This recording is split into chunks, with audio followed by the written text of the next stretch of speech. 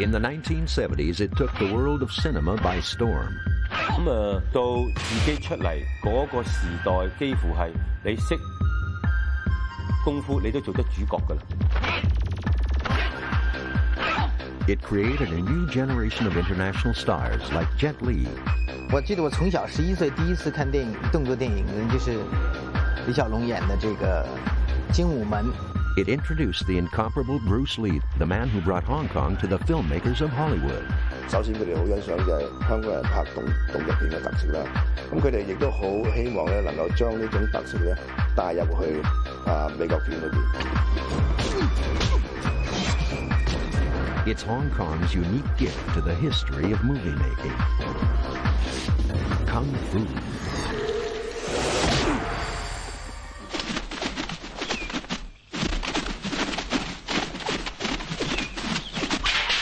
Kung Fu can trace its history to the famous Shaolin Temple, where the monks taught martial arts.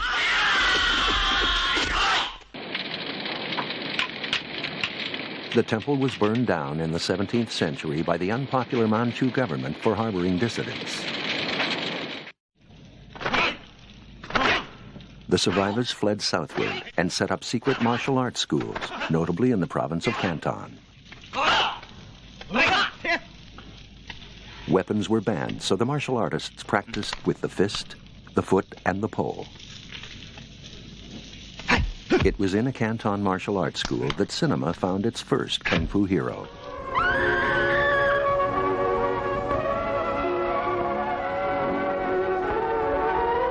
Wong Fei Hung first hit the screen in 1949.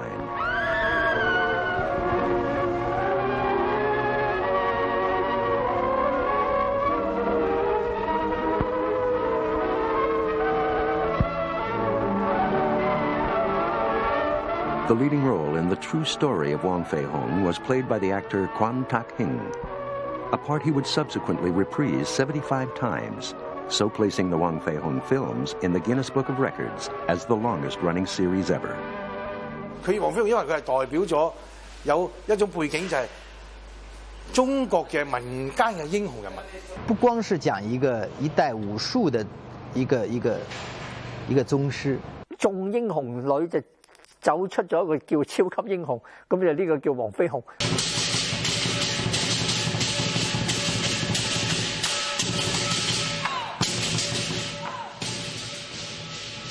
Wong Fei Hung was a real-life character who died in 1924.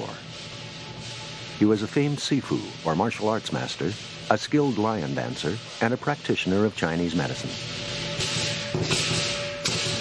In his hometown of Fatsan in the mainland Chinese province of Canton, a museum and lion dance center celebrates his memory. A revealing facet of the museum is a room entirely dedicated to the actor who originally played him in the movies, Quan Tak Hing. Neither, it seems, would have been famous without the other. The public always confused my father with the real Wong Fei Hung. There were many times he was addressed on the street or in a restaurant and in other places as Master Wong versus his real name of Quan Tak Hing. The real Wong Fei Hung represents righteousness, represents a respect to others, represents the goodness, not just martial art of fighting, but of being fair. 你要時時刻刻咪忘記就學我嘅目的。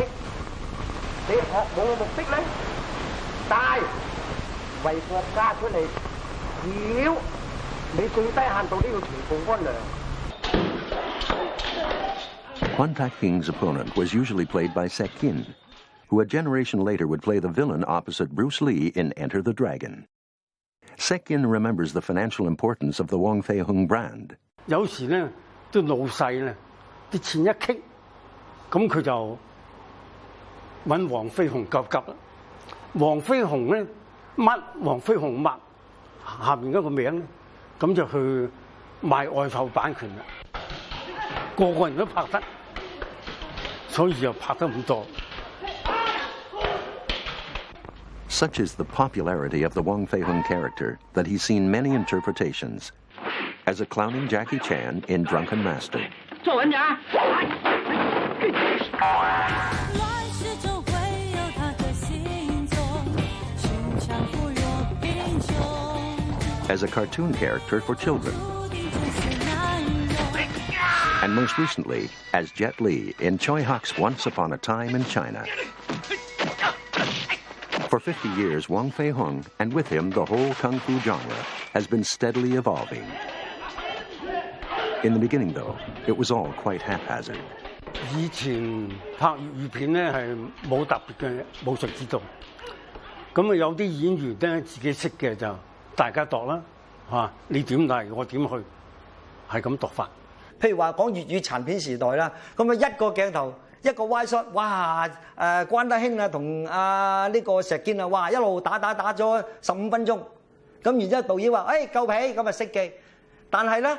就後來喺張徹啊、劉家良時代咧，嗰個時候已經轉變啦。In the early 60s, directors began employing real-life martial artists to choreograph the fights for them. Credited as martial arts instructors, they were brought in initially to work on the popular swordplay films, working out the moves and teaching the actors how to fight. Preeminent amongst them was Lau-Kar, who choreographed fights for the great Hong Kong director Chang Cheh.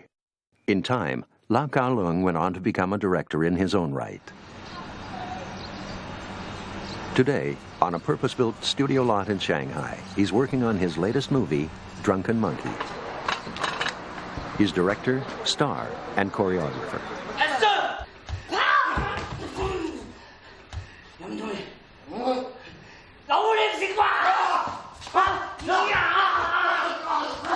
Lau is a sifu, or master martial artist. But not all his actors are expected to be kung fu experts.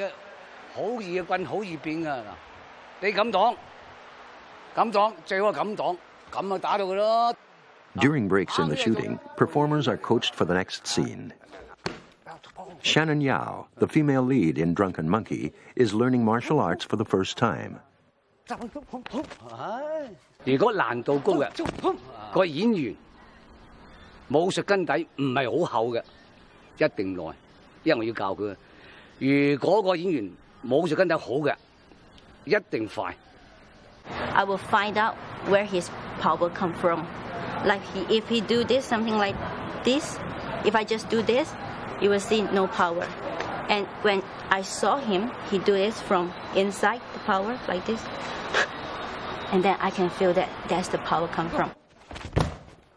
Go. And every movement, he will teach me slightly, swiftly, and precisely. Once I do it, he say, okay, go. Lau-Kar is unusual in being both director and choreographer. He improvises the fight moves on the set, carrying the whole sequence in his head. Even without storyboards, Lau can create extremely complex fights.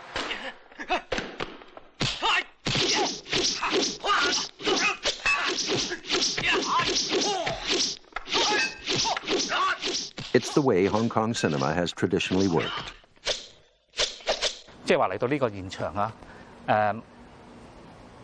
打到邊度就度到邊度，唔會話事前我嚟睇景，會事先研究每個鏡位擺邊度啊。佢即係一個好大概嘅概略觀念。Even a scene like the famous ladder fight in Once Upon a Time in China was created move by move in the studio.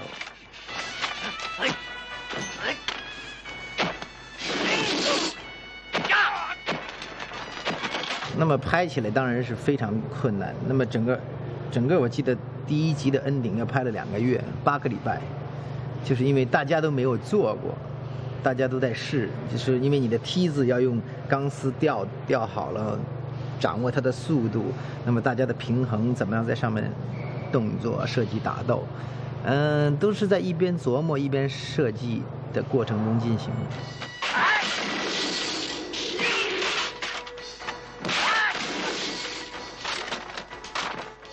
这个刚开始的 idea 是大家探讨，是来自于这个游戏机的这个一个 idea， 因为你可能早期的游戏机，80年代尾期的，你可以看到一些游戏机可以从这个环境爬楼梯到另外一个环境打来打去，到另外一个环境打来打去。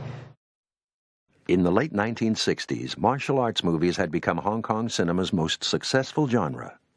Run Run Shaw, head of the Shaw Studio, announced a new century of martial arts. People go to the cinemas, they want some excitement, and the action is always received well by the people.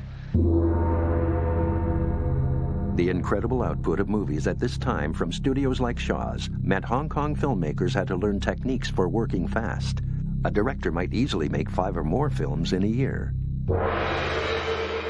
呢個係電影界嘅笑話嚟嘅。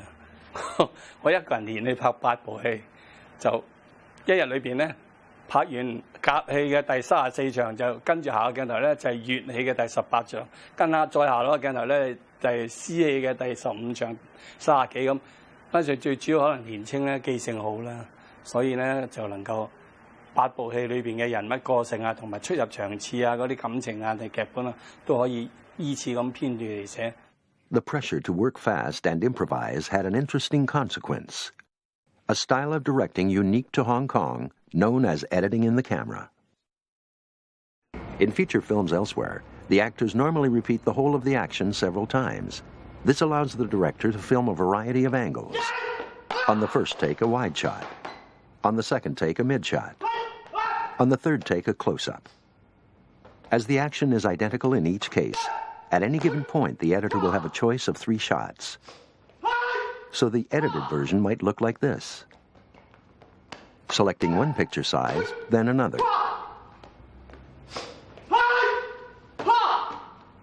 For reasons of time and money, Hong Kong directors would shoot each segment of the fight just once. Lau-Kar, actor brother to Lau-Kar, demonstrates a kung fu routine.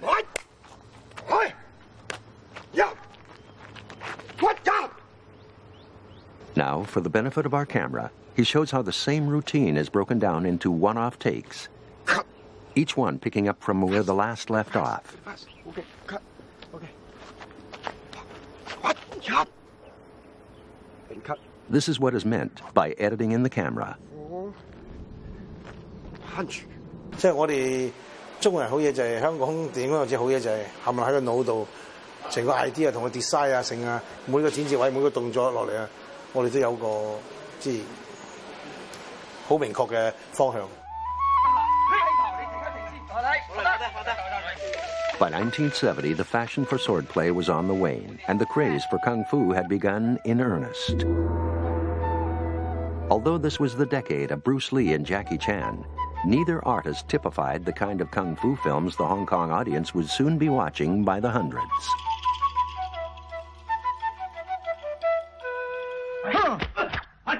'70s kung fu films had come a long way from the genteel Quan Tak King. The action was violent now, and the plots vengeful.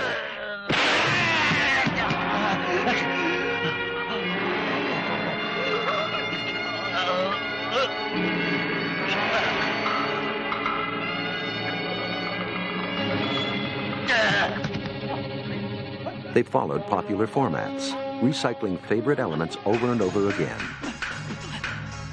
Lau-Kar-Leung's classic kung fu film Challenge of the Masters perfectly illustrates all the archetypal ingredients of the kung fu plot.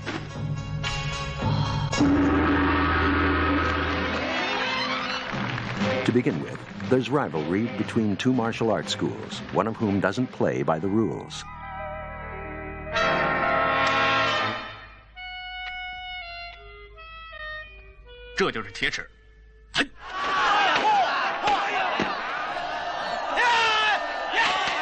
Next, the hero, here played by Lau-Kar, is humiliated by being unable to defend himself. He's taken in hand by a sifu and becomes his disciple. 过几天我带他到乡下去，专心教他2年，你舍得吗？ The 2 years' training are spent in seclusion. The discipline is arduous. 麒麟步。 The disciple must always be subservient to the sifu contemptuous of the disciple. 这样的就挨不住了。 Torturous exercises are a staple ingredient.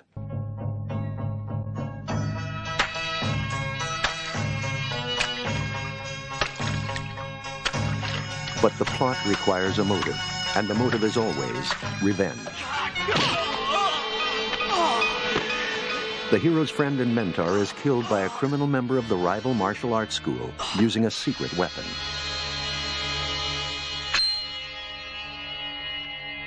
师傅，我知道元正叔叔是被谁打死的。谁？我不说，我不让你们去找他，我要自己替元正叔叔报仇。 The disciple is inspired to even greater efforts to become the supreme martial artist. But his thirst for vengeance must be tempered by tolerance. 你用武功将一个人打倒，只不过是打倒对方的身体。可是，你能替别人着想，公正、明理，你就能制服对方的心。那才是真正学武功的真理。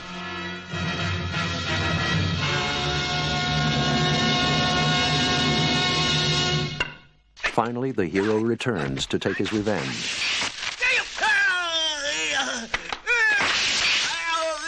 But remembers the words of his master.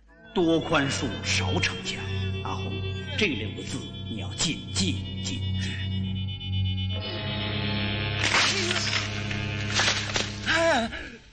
功夫樣嘢咧，佢學到師傅一樣嘢咧，就嗰種武德、武術嘅道德。武術嘅道德好簡單一樣嘢嘅。 師傅對我講過，嗱，你一拳砰打死人，嗰人死咗啦，佢服唔服你啊？唔服噶，已經死咗啦我。但我唔打死佢，砰拎起佢，唔好啦，第時乖啲啦。佢服唔服我咧？佢會服我嘅。所以武術咧，我拍嘅武術片咧係有道德嗰種係一種維持一種點到即止，唔會啪咩。 扶起你。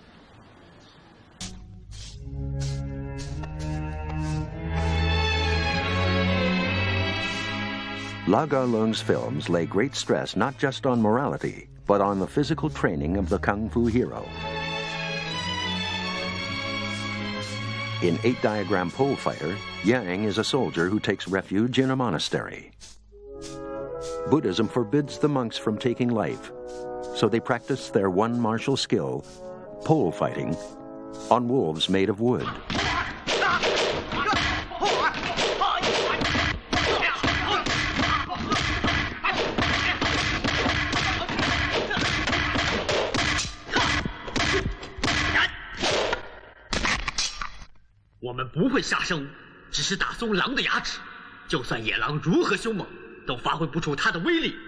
Yang turns his spear into a pole and learns the monk's defanging technique.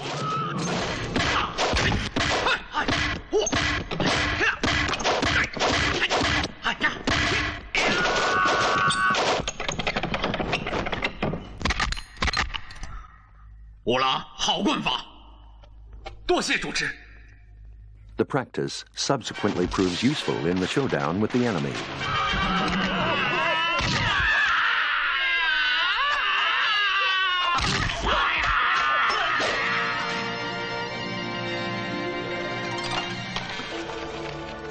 In the 36th chamber of Shaolin, one of Hong Kong's most celebrated kung fu films, the training becomes the story itself.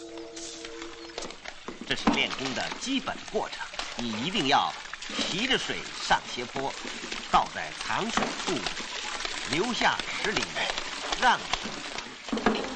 The hero, Chang-Cheh, learns martial arts at the famous Shaolin monastery in order to avenge the death of his family. He has to graduate from each chamber in turn, where outlandish exercises have been devised to improve his strength and skill. 当烛光动摇的时候，你的眼珠就要跟着转动。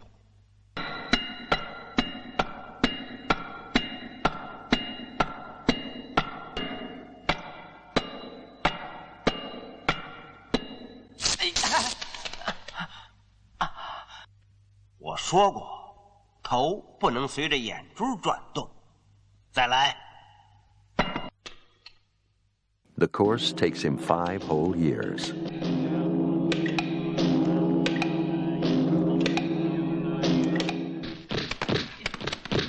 双手掏腰，头用劲顶开沙包，到佛祖前上一炷香。是。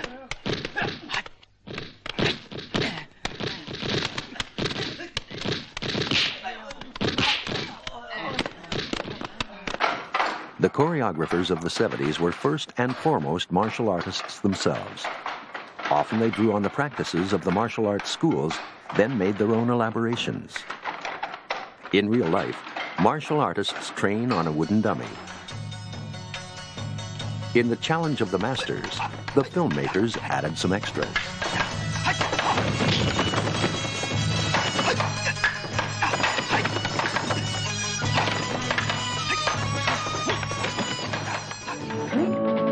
Jackie Chan in Drunken Master takes a routine exercise and adds his own inventiveness. 好譬如醉拳90度咁啊，腹肌上，咁啊腹肌有喎，筆水係冇嘅。咁你好啦，咁我哋腹肌加個筆水，咁啊有娛樂性多啲啊？點樣要練呢啲係練腹肌嘅？殘咯！嗱，我做一個快動作俾你睇。 Kung Fu in the cinema needs to be entertaining, so is not necessarily the same as real Kung Fu. Lung Ting has experience of both. Today, he's Grandmaster of the Wing Chun School of Martial Arts. In the 1970s, he was a top cinema choreographer. 咁當然，如果要拍一套電影咧，你要去好細心去諗下，喂呢個有冇可能咧？或者呢個拍唔拍到？因為有好多真正嘅武術咧。 上鏡未必係好睇嘅，你就要刪除嗰啲啦，或者譬如甚至冇玩一套拳係有一啲套路咧，重複完又重複。如果你真係上鏡咧，咁樣拍法咧就會悶死觀眾咯。咁所以喺構想一啲嘢入邊咧，就要可以講係攞最靚嗰啲鏡頭俾觀眾睇。In real life, the martial arts schools practice a number of different styles.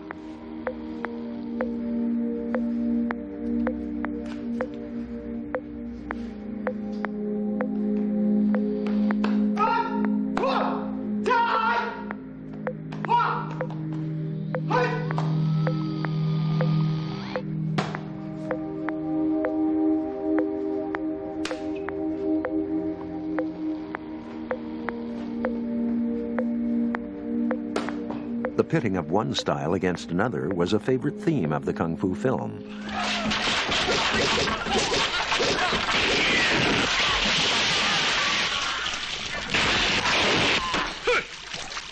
老一个南派妖马，你的北派功夫也不错嘛。这什么招式？洪家拳里的鹤嘴，要不要再试试？ And once the real styles were exhausted, the martial arts directors simply invented new ones. 你以为练了1年的气功，就挡得住我的穿心腿？大法鹰爪。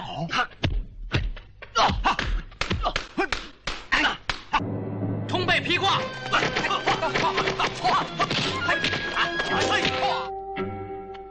In the Five Venoms, the villains practice different styles named after poisonous creatures. 你一共有5位师兄，现在先说第一个，你大师兄张小天，练的是蜈蚣功，他外号叫百足千手，就是说他出招迅速，如同百足千手。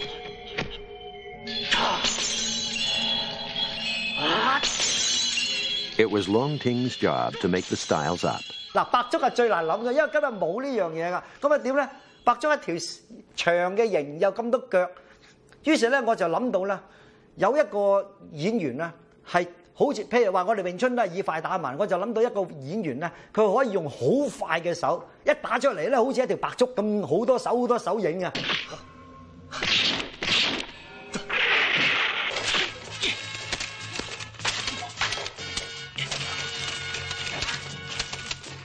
In return to the 36th chamber, the young hero invents a style all his own. He's a scaffolder working at the Shaolin Temple who observes the monks at their martial arts below.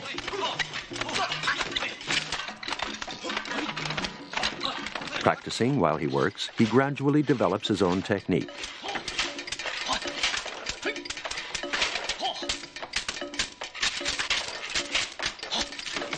When it comes to the inevitable showdown with his enemies, they find there are few defenses against scaffolders kung fu.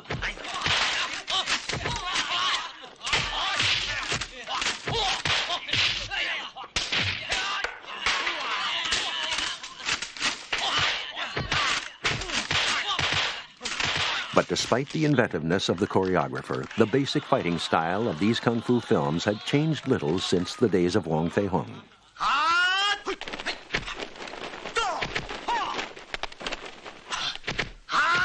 The combatants parry one another's moves endlessly, with neither actually landing a blow for minutes on end.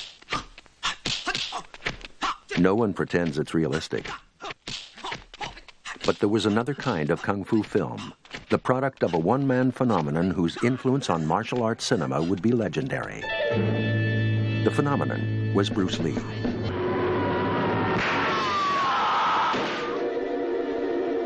He 將成個功夫熱潮帶咗起身，佢就係第一個將嗰啲腳法擺咗喺度。啊，你三腳蹦蹦蹦，哇，好嘢！就係咁多嘢，唔好打好多嘢嘅，唔好打喺手度，啪啪啪啪啪啪啪啪，沒有，冇嘅，係啪就中啦。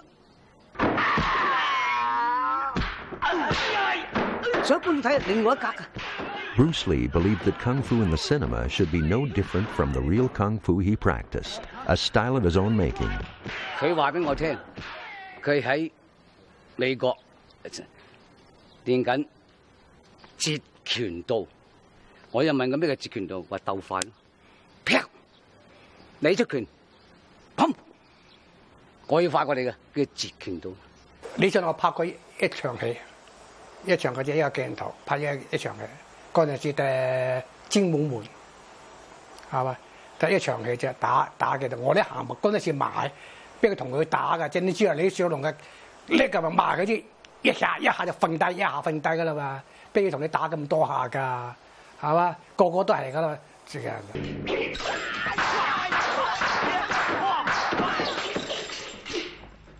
佢對呢個電影嘅貢獻同埋對武術嘅貢獻係完全係相當之犀利嘅，同埋一個係好新嘅啟示，同埋喺視覺上啊，對人對武學上嘅觀點啊，同埋個理論啊，都係唔一樣嘅。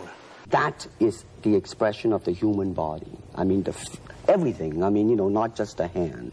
And when you're talking about combat, well, I mean, if it is a sport, now you're talking about something else. You have regulations, you have rules. But when you're talking about fighting as it is, no rules. With no rules, not real fighting. Well, then, baby, you better train every part of your body. And when you do punch, now I'm leaning forward a little bit, hoping not to hurt any camera angle. I mean, you got to put the whole hip into it and snap it and get all your energy in there and make this into a weapon.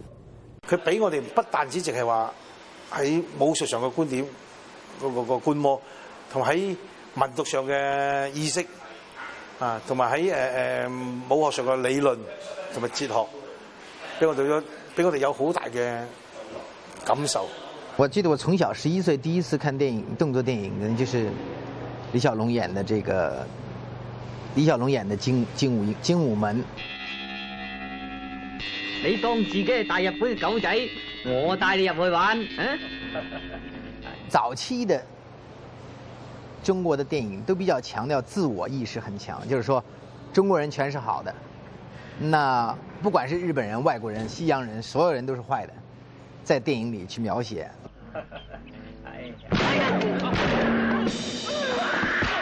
Incredibly, Fist of Fury was one of only 5 films in which Bruce Lee actually starred. His last finished film was Enter the Dragon with Socky. 外景就拍晒啦，咁啊到過咗舊歷年咧，休息後咧就廠景。我自己喺化妝室啊就化妝，佢喺我身後行過就坐喺呢邊，忽然有句話，佢話堅叔，我唔會有你咁長命。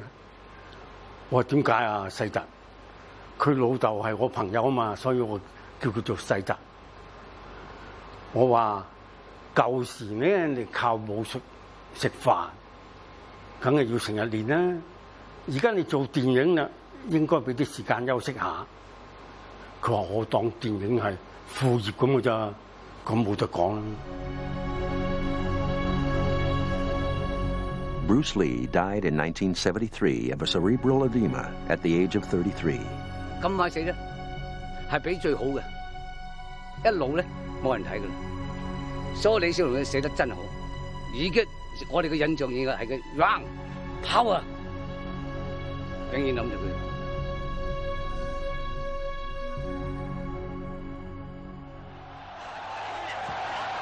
But his influence was everywhere.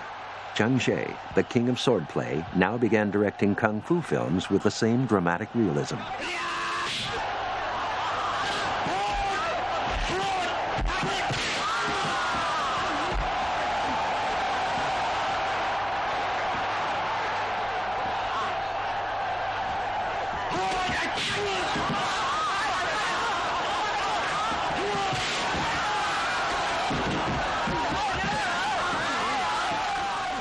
所以咧，拍嗰啲係真嘅功夫啦，嗰類咁嘅戲，即係陳冠泰都拍過啦嚇。嗰類戲咧就係即係拳拳到肉嘅，唔係話嗰啲好花招啊。But the new realism came at a price for the actors. 嗰啲演員咧就成日都受傷㗎，咁甚至乎尤其是啲演員佢唔識打嘅話咧，咁佢亂咁打，嗰啲龍虎武師就慘啦，俾佢一錘打到個鼻咁爆光啊，咁又有，咁有陣時龍虎武師自己都係喎，佢緊張一嗌 camera 咁佢 bang 咁，個演員又唔識招架，俾佢 bang 都係打到成面血啊，咁都有嘅。我最記得我第一日拍動作片咧，就同汪宇拍嗰套叫《爛頭河》。 嚇，咁有一個鏡頭咧，就係話要佢咧好出力咁樣打落我個肚嗰度，咁我就成個人反應咁樣。但係咧冇任何嘅 pad 嗰啲保護嘅嘢，咁導演就俾個劇本我，叫我塞咗喺度。咁我記得應該係俾佢打20幾拳，佢仲要係衝埋嚟咁樣好用力，咁我就咁好用力咁飛埋入邊。咁我就全部係。 嗰日就係冇食飯，就係飲水，飲完水俾佢打，打完出廠就嘔完翻入嚟又拍，咁嗰一日係差唔多俾佢打咗幾個鐘頭，咁係直情喊咯，即係一路拍一路喊。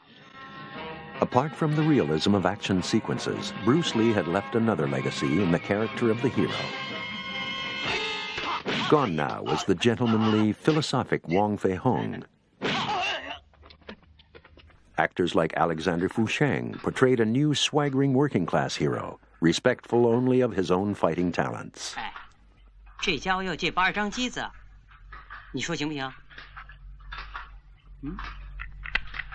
哦，不行啊。那你呢？说行不行？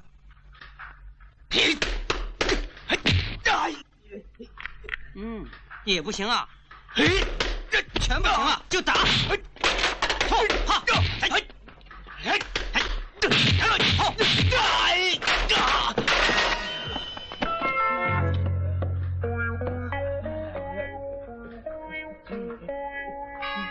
谁还要借机子？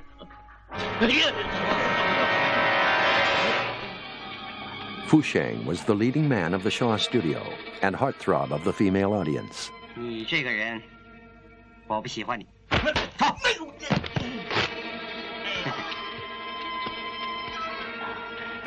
In 1974, he teamed up with another rising star, Chen Kun-tai, in Heroes 2.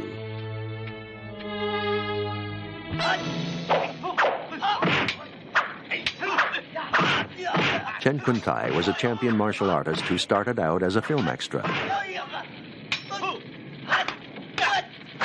In Heroes 2, he plays Hung, a rebel who fights his way out of the burning Shaolin temple and becomes a fugitive.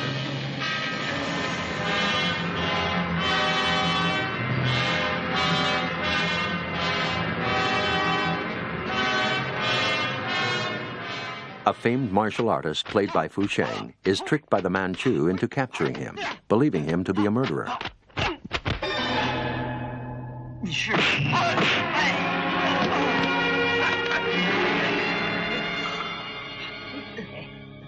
他刚才怎么忽然停手了？ When he finds out his mistake, he's filled with remorse and sets out to rescue Hung. 谁说我不来？我来了。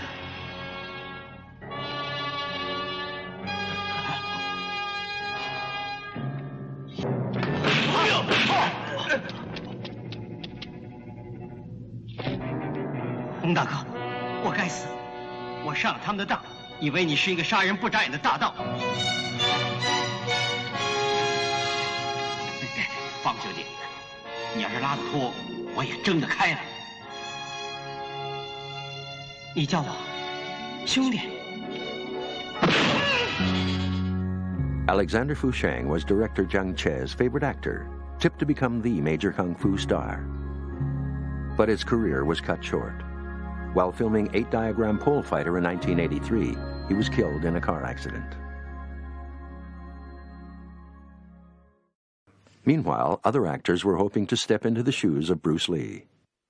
咁啊，哇！嗰個係主角，嗰個主角，哇！我所有身邊嗰啲朋友做武師，全部做晒主角，咁啊個個都係全部係李小龍。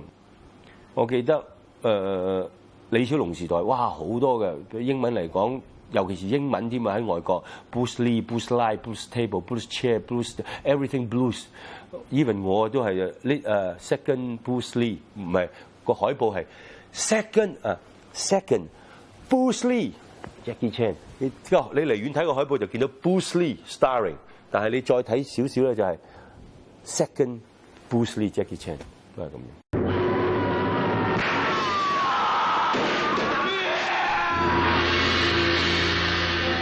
Bruce Lee was an impossible act to better, so kung fu directors looked around for an alternative.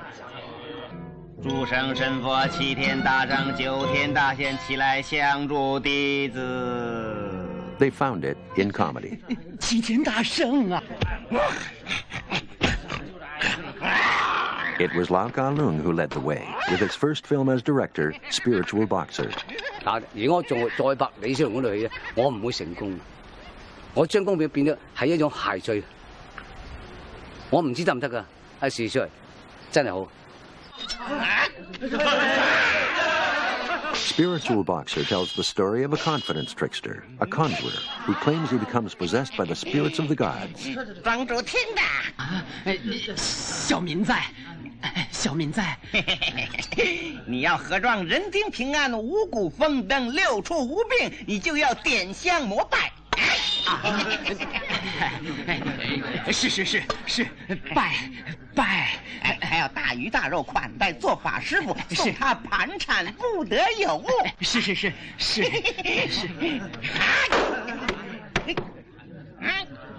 But he's an amiable rogue who uses his skill to defend the downtrodden. 齐天大圣。 刘大瑞，你再敢为恶，我叫你家破人亡！用武来震火，烧你全家！你还不放人？放。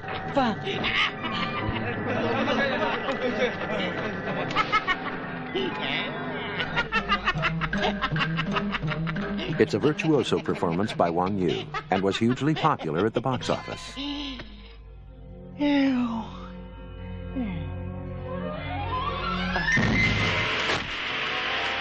Lau went on to make in the same comedy vein what many consider the one true kung fu masterpiece, Dirty Ho.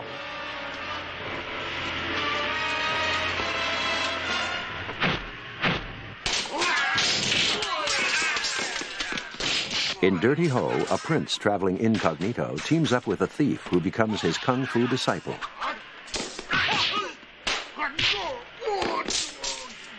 Assassins are out to kill the prince. 是蒙古铁毒性战袍，小心点哦。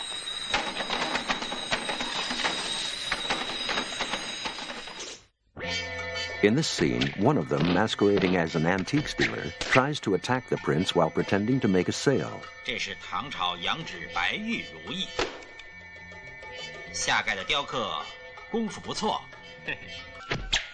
The prince feigns not to notice the attack while simultaneously defending himself.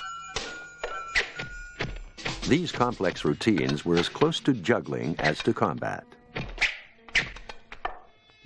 好盆，好盆。 But Lau-Kar was not the only one looking for a new kind of kung fu after Bruce Lee's death.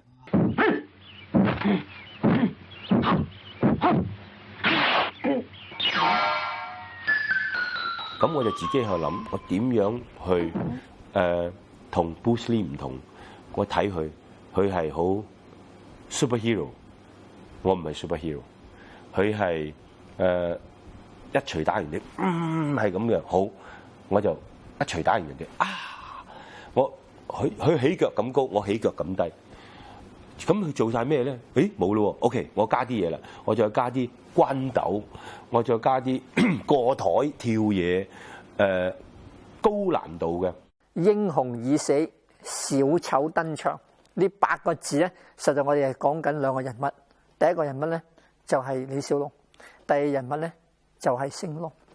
既然我哋做不成英雄，點解我哋唔做一個反面英雄 （anti-hero） 或者我哋叫 comic hero 喜劇英雄？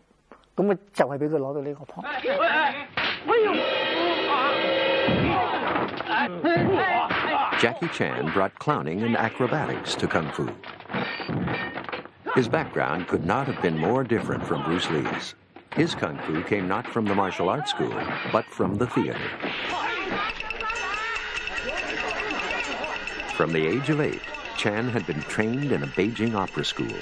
除咗係有學唱歌啦、跳舞都有，跳舞啦、武術啦，有拳腳、刀槍劍擊、關鬥，乜嘢都有，即係差唔多係一個中國國粹一種總匯合。1、2、3、4、5、6、7、8。The brutal discipline of the actual opera school attended by Jackie Chan was recreated in a 1988 movie, Painted Faces.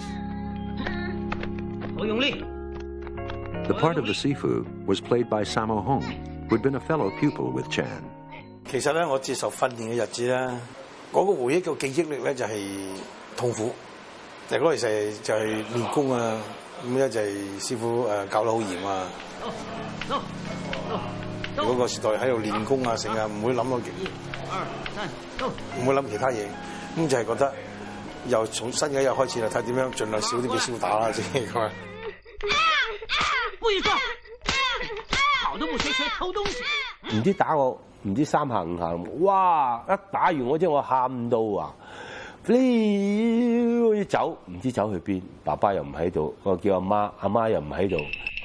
But the disciplined training paid off. Jackie Chan went on to adapt the skills learned in the opera school to a new style of cinema.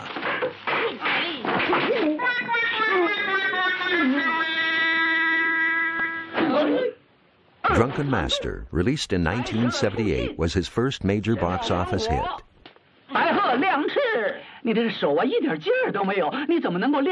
This disrespectful take on the Wong Fei Hung story allowed Jackie to import his own comic inventions. 夜晚黑一定係同導演坐喺 coffee shop 講，聽日拍咩？聽日拍咩？呢個。咁我好 lucky 嗰陣時，呢個袁和平導演就好聽我嘅。The novelty of the plot was that Chan's character has to learn his inebriated Sifu's drunken style of fighting. As no such style had ever existed, he was obliged to make it up as he went along. 當全部走晒，我自己一個人喺健身室對住塊鏡，點樣去擺呢個醉拳？點樣打靚佢？個手勢係應該點嘅？咁啊自己對住塊鏡，唔係話我唔係，我全部係咁樣。好啦，點樣去醉？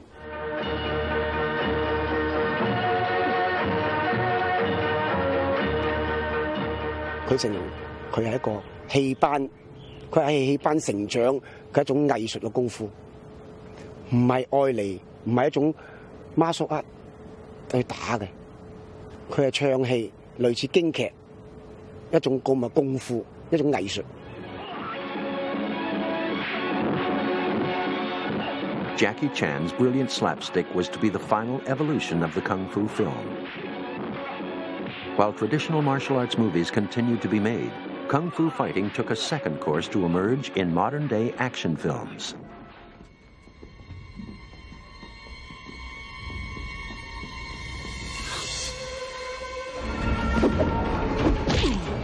And this time it was Hollywood who would have to learn from Hong Kong, inviting Chinese directors and choreographers like Corey Yun to show them how it's done. The man behind the action-packed fight scenes in X-Men, Yun had trained together with Jackie Chan and Sammo Hung at the Beijing Opera School in Hong Kong.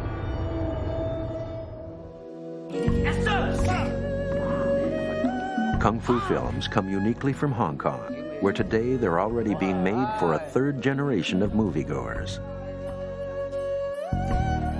Sorry. Okay. But they're also Hong Kong's gift to the world, a wholly original and unique contribution to the history of cinema.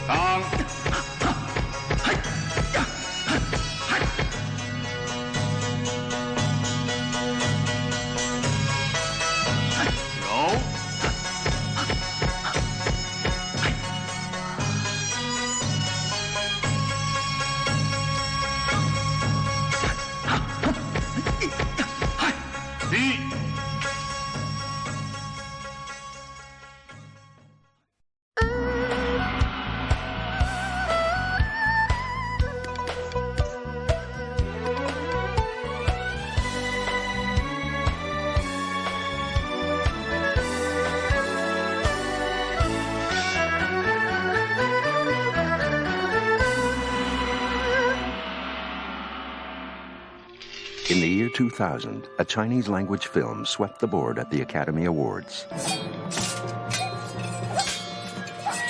Crouching Tiger, Hidden Dragon was like nothing the West had ever seen. Set in a China of old, here was a dazzling fairy tale of heroic sword fighters with superhuman abilities. But for Chinese audiences, this was hardly new at all. By the time Crouching Tiger was released, the swordplay film was already 70 years old. Director Ang Lee owed a debt to a tradition nurtured in Hong Kong through 3 generations. Martial arts movies are as old as Chinese cinema itself.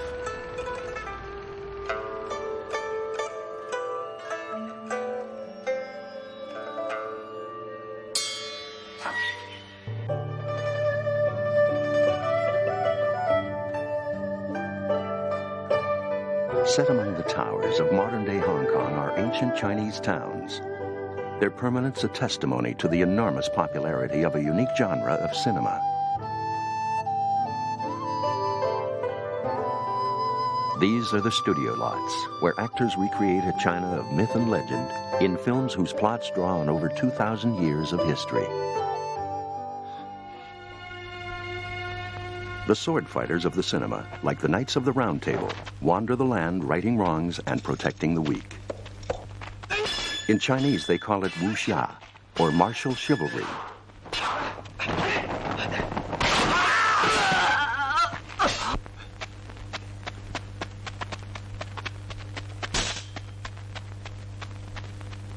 In Wuxia films, the swordsman is bound by a strict code of honor. 好注重承諾同埋即係路見不平拔刀相助咁，同埋又有一種即係好瀟灑嘅風采咁樣。一部武俠片或者一部功夫片，一定係有正同負，即係等於一個正派同一個反派。反派同正派係對立嘅，佢一定要會報仇啦。It's a good guy doing something else for the poor people. You know, it's this kind of the story we call wuxia. The swordsmen inhabit a fictional world the Chinese call Jianghu. 孤零零的一个人，一把刀，没有朋友，没有爱。从黄昏到黑夜，从海角到天涯。不过，我要告诉你一件事：人越出名，就越孤独。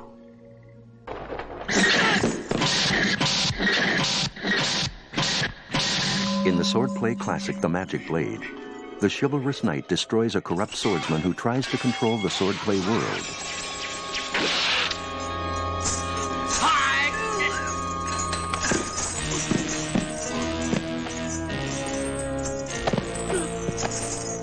But true to the Confucian code of Wuxia, he's uninterested in worldly reward. 你还要去哪儿？难道，你看不出这天外山庄还有许多财富、权力等着你吗？你把它留给那些要找死的人吧。就我成日都講武俠片唔係就係武俠面武俠，唔係話要寫呢個武俠把劍幾叻。故事講嘅係教人與人為善啦，或者係教啲道德觀念俾人哋咁樣，一定有裏邊有個中心思想，就唔係話啊淨係飛來飛去吊幾條威也啊，走啊飛檐走壁啊，咁啊踩幾塊竹葉啊，咁唔係淨係咁樣。Wuxia stories have been a staple of Chinese fiction for centuries, and were still highly popular at the beginning of the 20th century, when Chinese cinema was born. The Wuxia stories contained supernatural elements. The swordsmen of old were believed to possess palm power, energy emitted from the hand which could make a sword fly. These required some of the world's first special effects. In the stories, the heroes could perform superhuman leaps. To simulate this for the screen, the actors were first filmed jumping down. Then the shot was reversed. For the flying swords and palm power effects, the editors initially painted these directly onto the negative. When printed, they appeared as white. A recurrent feature was the giant eagle which swept down and rescued heroes from danger.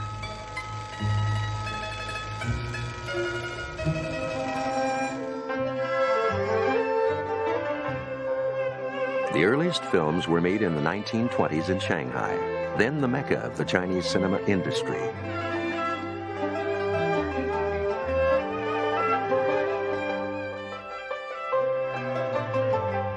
The first major martial arts film, The Burning of the Red Lotus Monastery, was made here in 1928 and used a published Wuxia story for its plot. Although numerous episodes were released, only these photographs remain.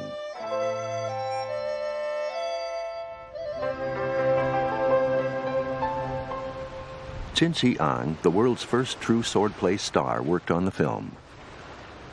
She began learning martial arts at the age of 8 and still practices at the age of 93. When she was only 16, she was employed on The Burning of the Red Lotus Monastery to instruct the actors.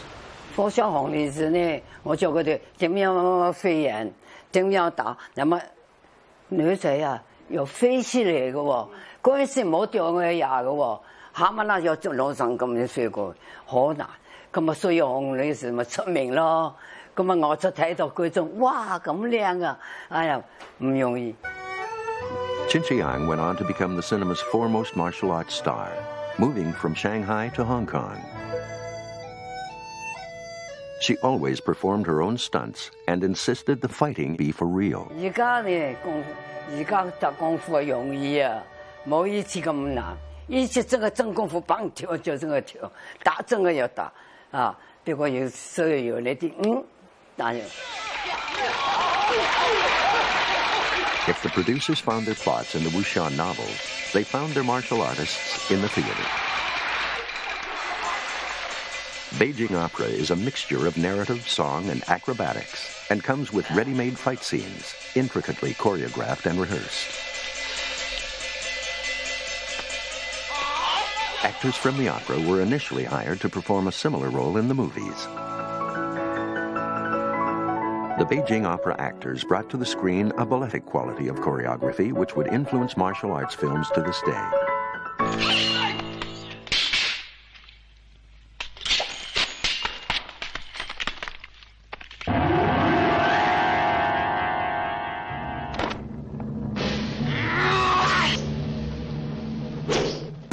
清明宝剑，圣龙拳，任凭鲤鱼江南鹤。電影入邊嘅武俠打鬥，實在佢係有京劇嘅武打嘅表現技巧咧，係搬過嚟嘅。但係有唔同就係咩咧？佢加上咗即係電影嘅特別嘅技巧，例如剪接啦、蒙太奇啊、單鏡頭啊，甚至係一啲拉歪也嘅技巧咁樣咧，就比原來嘅京劇嘅表現技巧就更加好睇。In the film Vengeance by the great Hong Kong director Chang Cheh, the target of an assassin just happens to be a Beijing opera star.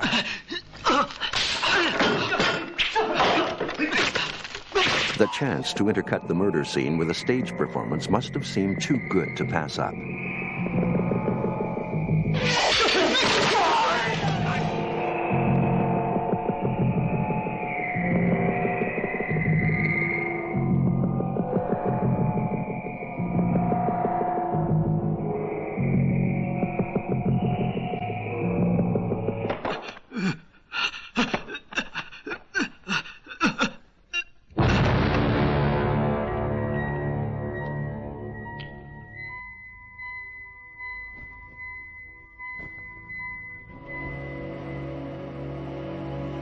Hong Kong cinema owed its rise initially to the fall of Shanghai cinema.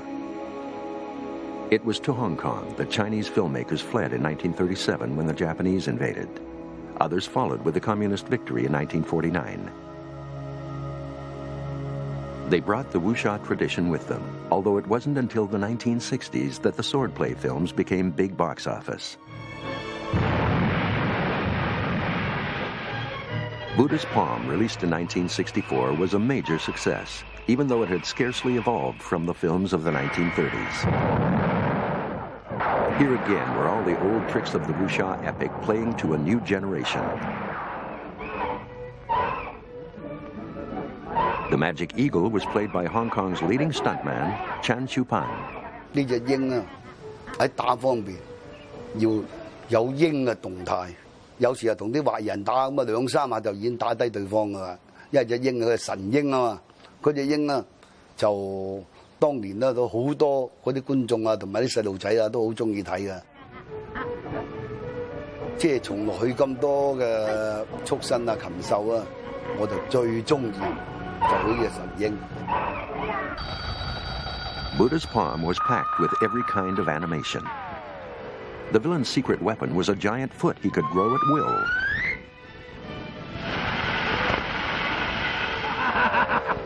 龍劍飛，你出乜嘢都冇用噶啦！今日你一定死喺我天殘腳之下。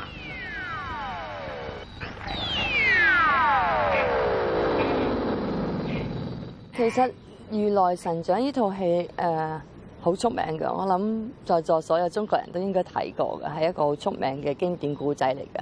咁當然拍嘅時間咧，佢就唔需要俾我參考㗎啦，因為我好細個就已經係睇粵語長片嗰啲黑白嗰啲，成個故仔我都知道係啲乜嘢。The remake in which Wei Hung starred was in 1982.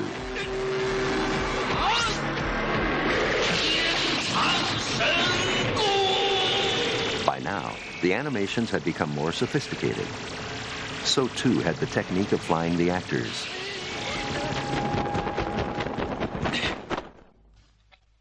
For a long time, Hong Kong directors had struggled to find a realistic way to portray the swordsman's weightless leaps.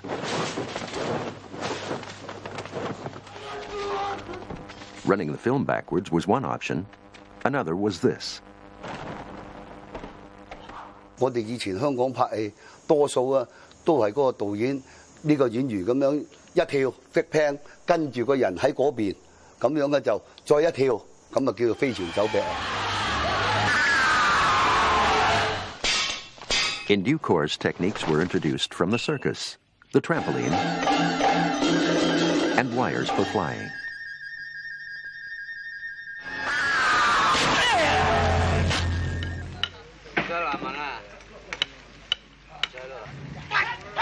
The 1960s and 70s saw the height of wuxia film production.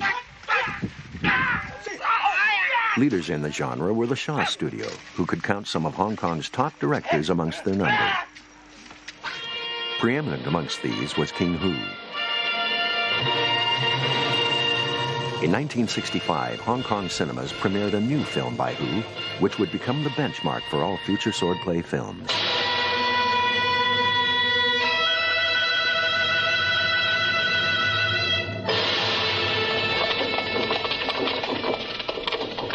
With stunning costumes and exotic scenery, King Hu brought a new aesthetic to the martial arts genre.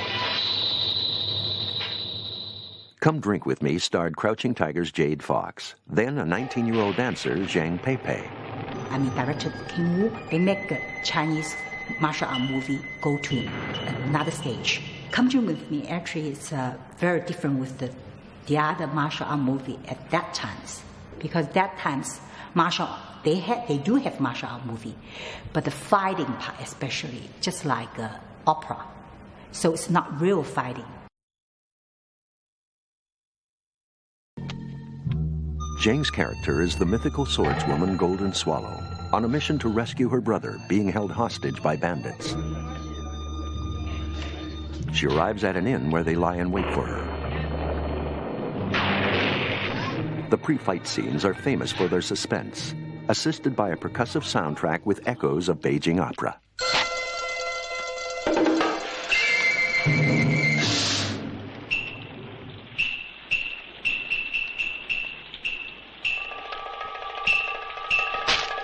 This scene, the first to be shot, took over a week while Hu experimented with new styles. So we're all learning.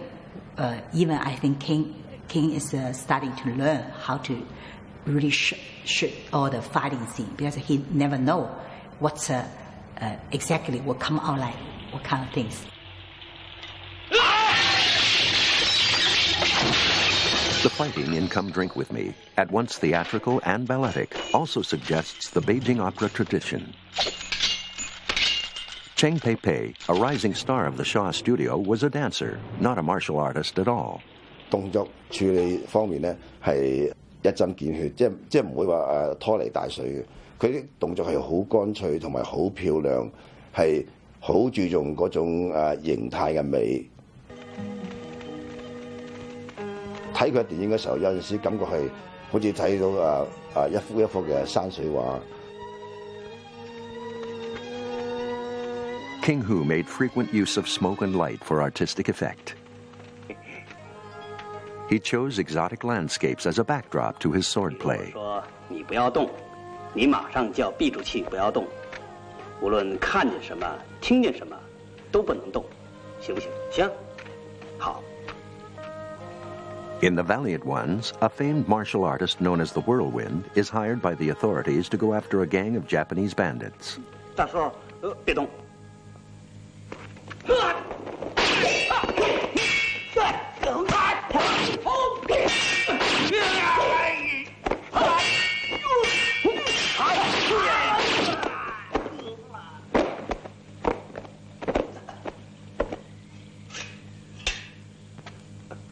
好了，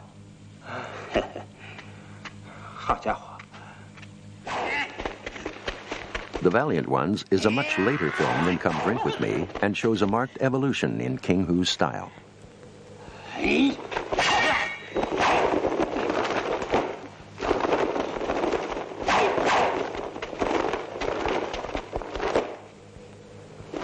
By now, he's less interested in the choreography of the actors than in the movement of the camera and the speed of editing. King Hu claimed he invented the 8-frame shot.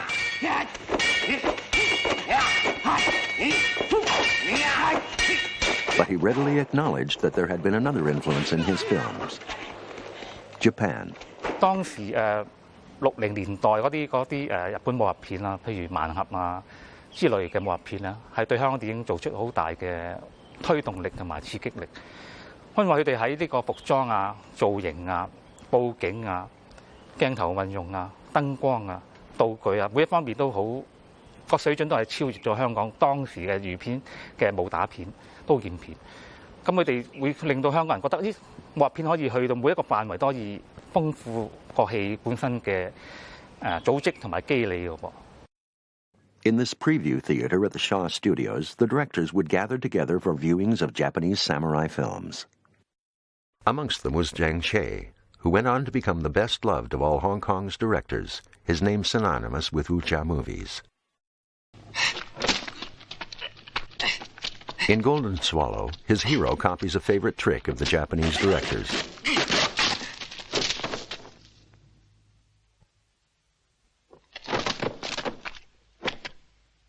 咁另外一啲好常見啊，嗱喺香港默片都見，一刀俾你然後側邊4、5個人跌低嗰啲係好顯然係呢個靈感係來自日本片嗰種斬法。Building on the foundation of Japanese techniques, Chang began to evolve his own revolutionary style of wuxia film. In Golden Swallow, he presents a new kind of hero in the character of Silver Rock, a violent, psychologically disturbed man driven by revenge. 求求你饶了我的狗命吧！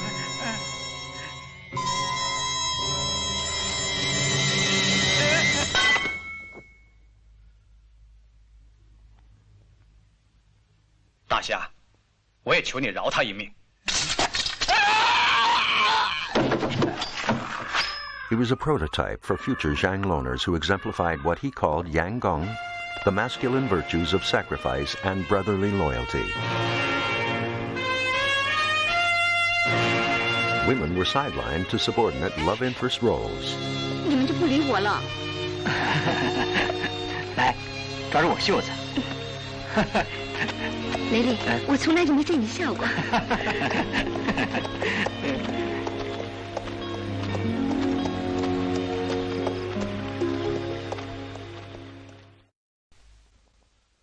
Above all, Chang took violence to new heights.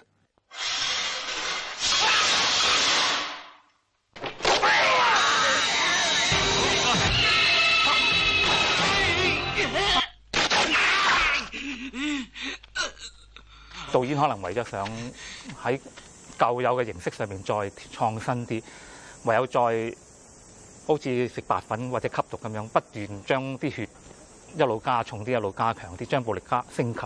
大丈夫言既出，驷馬難追。我斷翅一臂，退出江湖。拖下去，破釜挖心。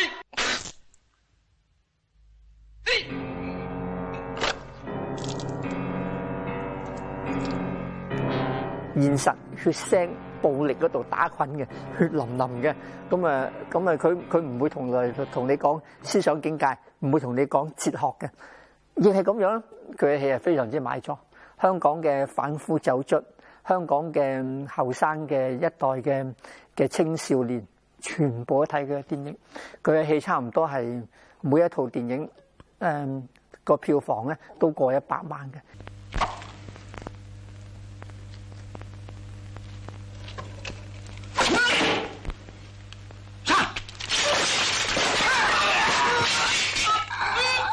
Chang's most famous swordplay film was released in 1967. A mammoth hit at the box office, the one-armed swordsman tells the story of Fang Gang, the best student in a sword school, who loses his right arm in a quarrel with the master's daughter.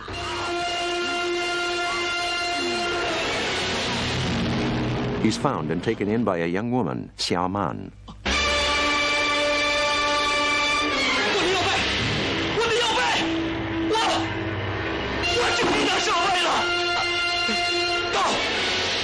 我的刀呢？ Xiao Man is assaulted by members of a rival sword school. 刀你比这个残废强得多。Fang Gang is humiliated by being unable to defend her.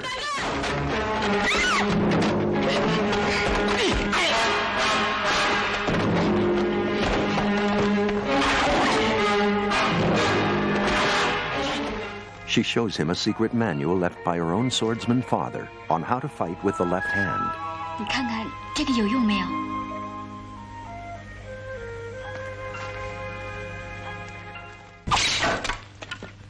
Fang submits himself to rigorous retraining and returns to the sword school to save the master from his rivals, prepared to sacrifice his life. 师恩深重，弟子要不能解救師門危難，也甘願同死。所謂叫陽光咧，我哋可以咁樣解釋法嘅，即係話唔怕死嚇，即係死有呢個輕於鴻毛，死有重於泰山。咁佢會係乜嘢咧？係會喺嗰個 moment 咧決定係即係認為生死邊樣係最重要。喺嗰個 moment 佢係會作一個決定。如果佢嗰個剎那間佢覺得友誼係決定嘅話，佢係會乜嘢放棄佢嘅生命嘅。Chang now created the hero as martyr. Dressed in white to show up the bloodstains, the swordsman sets out to fulfill his mission of revenge and justice, indifferent as to whether he lives or dies.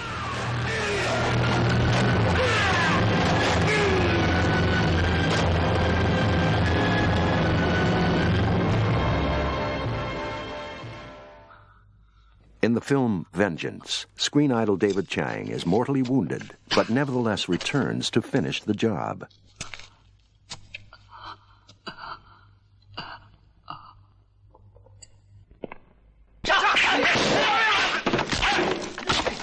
所以佢身上面就算係中咗好多刀，好傷，但係佢意志力嗰方面咧，佢依然要係先殺咗嗰個人先，自己死唔緊要，處之度外噶啦。當時嘅英雄全部都係即係可以講係死冇對佢嚟講唔係好大件事。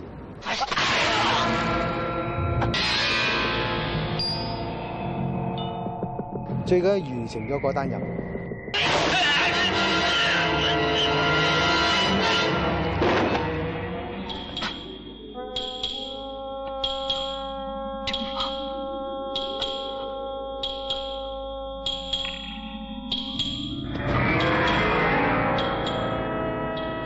咁啊，當然為咗要表達呢種陽光性咧，就死得壯烈咧，就一定要嘅。咁所以你喺張徹嘅電影入邊咧，好暴力的死咧，就經常見嘅。例如話《13太保》入邊咧，姜大衛係俾人5馬分屍嘅，即係將佢綁住喺即係5隻馬度，然後5隻馬跑開時候咧就拉成一嚿嚿咁樣嚇。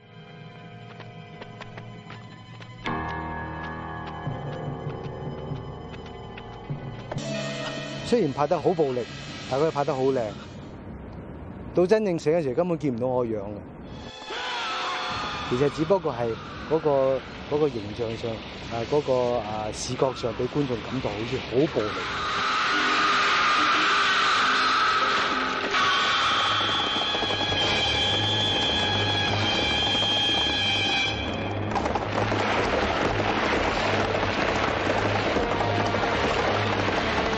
咁當時亦都用過好多血漿，但係佢用嘅鏡頭啊，各方面啊，其實我唔知你懂唔懂，係真係死都好浪漫嘅嗰場。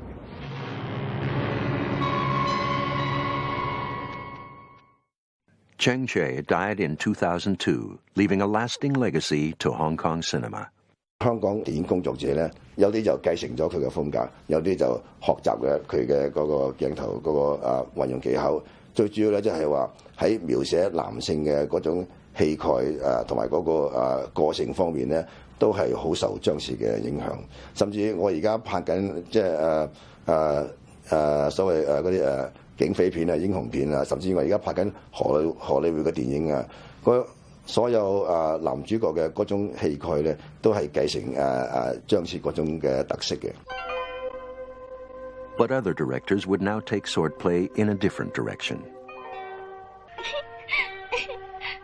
In the mid-1970s, Cha Yun, an accomplished director of dramas, began a new wave of wuxia films, introducing greater depth of character and plot. In Killer Clans, the swordsman falls in love with the daughter of the man he's been hired to kill. 蝴蝶永远活在春天里，春天过了，它的美丽也就消失了。所以有人说，蝴蝶像爱情，它美，它短暂，它来的時候你不捉住它，春天過了，想抓也沒有了。咁點知呢部戲嘅拍法咧，我哋同以前嘅武俠片唔同，因為我注重咗人性同埋人情嗰方面，譬如愛情啊、友情啊同埋人性啊，其實有好多嗰啲嘢加落去，咁變咗係另外一種比較有戲劇性啲嘅武俠片，咁所以成咗一種潮流咯。你怕死？不，我不怕死，因为死的永远是站在我对面的人。 Cho's films still contain fight scenes every bit as exciting as any by his predecessors. 小姐，小姐，小姐。 For the choreography, he continued the tradition of employing martial artists with special expertise. 我都同普通導演一樣啦，交俾武術指導啦。即係而家好流行啦，啲武術指導紅到殺局，紅到個個過晒荷里活啦。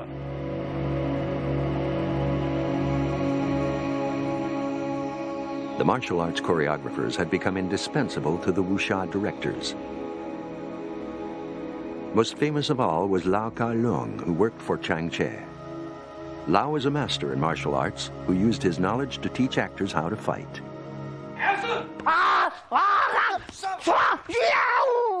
He went on to become one of Hong Kong's top directors as well as an actor.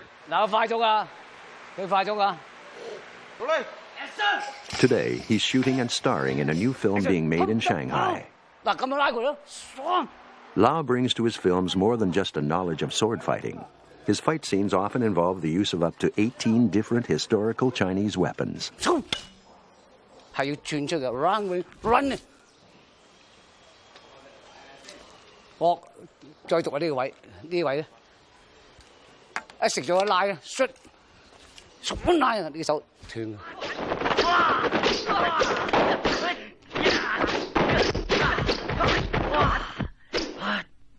呢個兵啊叫矛，點解會彎嘅咧？因為咧喺戰場打仗嘅時候咧，一次咧係唔夠嘅，一次係扭出嚟嘅。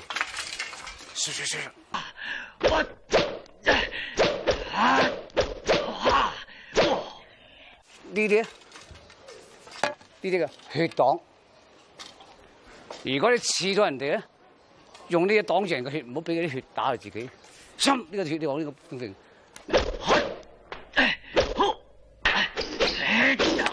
兵器呢種咧最惡長，佢快，咪嗰陣彈啲槍快，同埋距離個位好遠。The diversity of ancient Chinese weapons is a feature of many swordplay films. There are 18 in all, and in Legendary Weapons of China, Lau-Kar set out to use every one of them in a single fight scene.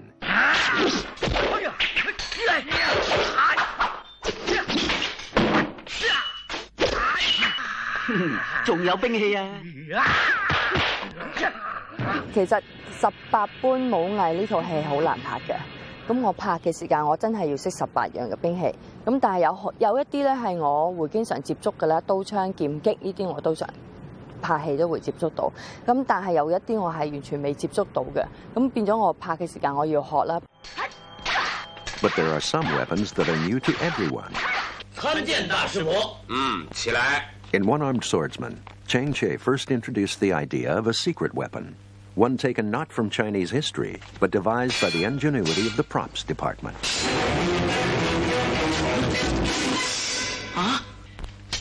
齐家神刀64路，师傅创制的这个金刀锁也是64招，专门克制齐家的刀，索取他的兵刃，尺寸方位无不计算清楚。师兄，你这个金刀锁对付齐家刀法。 那真是太妙了！過去片廠製造咧就好公式化嘅，從來唔會考慮做特別嘅武器道具嘅。咁啊，但係今次咧就邵氏咧就會考慮到做好多特別嘅武器道具。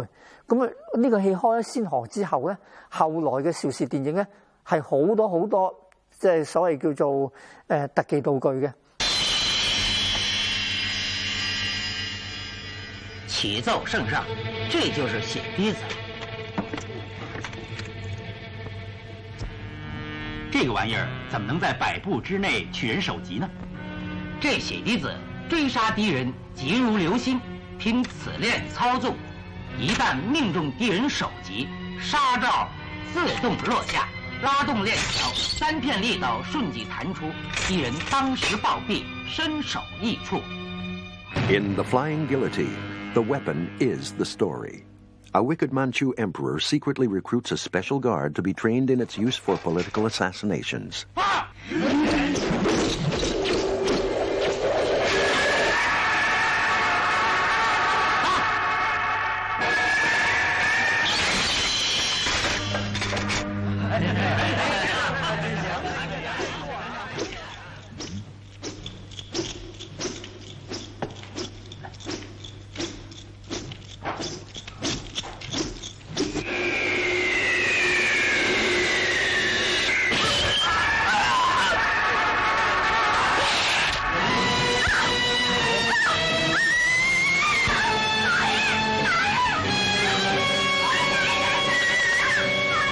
The hero is the one who breaks ranks and escapes.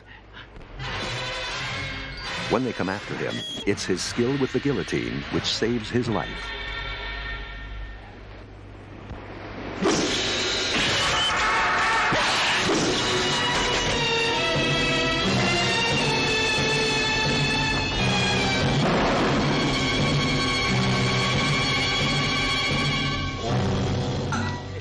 In Heroes of the East, a Chinese and a Japanese martial artist marry. 咦，唔係家中，係家生嚟喎！哇，仲有刀添啊！咦，呢啲乜嘢嚟㗎？我都未見過嘅。老婆，呢啲兵器啊，呢啲兵器係我叫人喺日本運嚟嘅。Their respective weapons soon become a source of rivalry. 呢種係金錢錶，呢啲係日本鐵海星。 呢啲係飛針，呢啲係飛環，呢啲係飛刀，日本飛刀，冇嘅。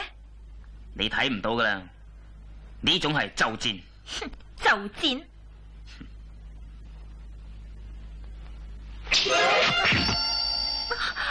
Eventually, as the quarrel gets out of hand, even the food and chopsticks become weapons. 暗起，睇住啦！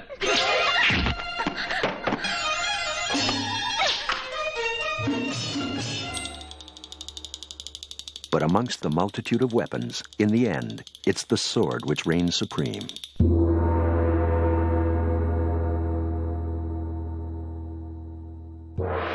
全部都係靠腕力同臂力，刀嘅打法同運用係要緊貼自己身體。 一來可以保護自己，二來亦都好走動靈活。如果刀向外不緊貼自己嘅咧，會好危險俾敵人進攻，而且亦都唔靈活。類似擋自己，擋人哋攻擊。 Lau-Kar is one of Hong Kong's top martial arts actors. He's appeared in over 60 films, nearly a third directed by his brother, Lau-Kar.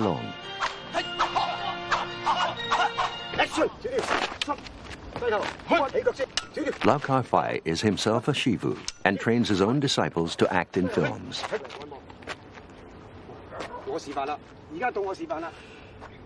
The moves are rehearsed in slow motion as there's potential for serious injury.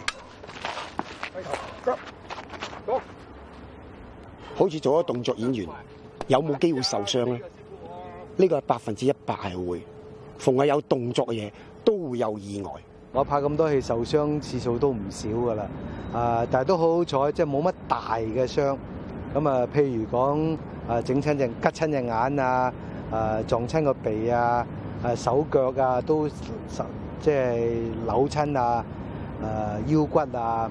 咁但係你知唔知我練呢啲兵器咧係打到自己呢度，我記得呢度又穿咗啦，啲手咧全部係俾嗰啲打到爛晒啦、損晒啦。Women martial artists fight as realistically as the men and are more than capable of looking after themselves. 小姐，您在庙里头要处处小心啊。哦，为什么？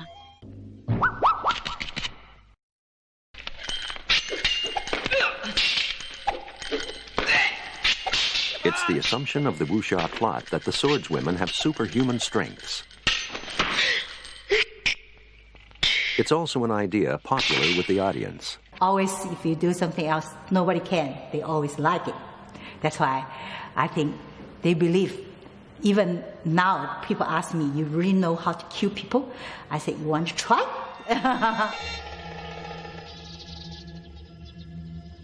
In Come Drink With Me, it's the swordswoman who's the real star. Zheng Pei-Pei's heroine fights alone for the whole first hour of the film before she eventually joins forces with the male lead. Unlike the male actors, the actresses usually have no prior training in martial arts. Martial art directors, they teach me for everybody how to fight in the set. Actually, to me, it's just like a dance steps, learning dance steps. Because I think we all have different way. For the guy, maybe they don't think this way. But for me, it's as a dancer, so I think it's like just a step of dance. One thing the actresses are not expected to learn is acrobatics.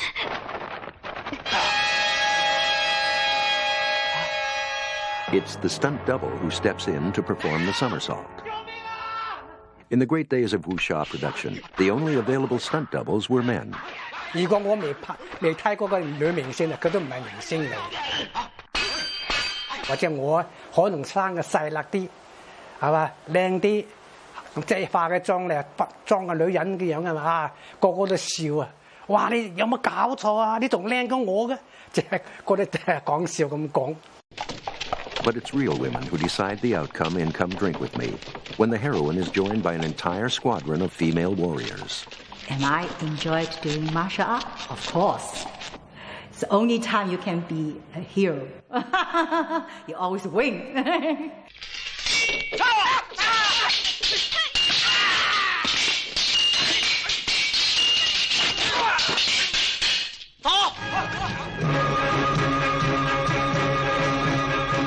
The idea of the strong and powerful woman is rooted deep in Chinese legend.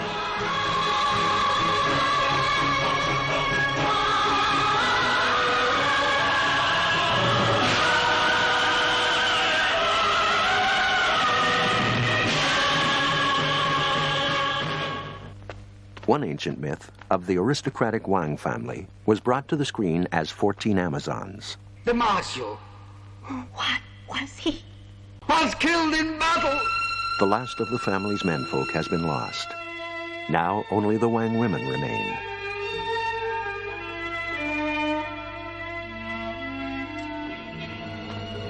You still have 500,000 reserve troops. All right, why can't they be used now? Because they have no general. You provide the troops and you'll provide the general. Who? Me. When the country needs defending, it's the women, led by great-grandmother, who lead the army to victory, overcoming every obstacle in their way.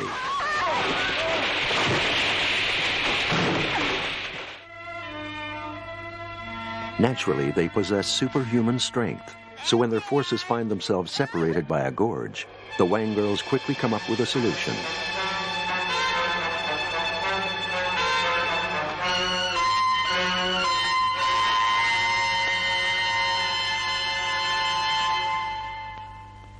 Hold on tightly. Right, all right. And stand firm. This is very tricky. Now! Change hands. As with all swordplay films, the Amazons can take on many times their own strength.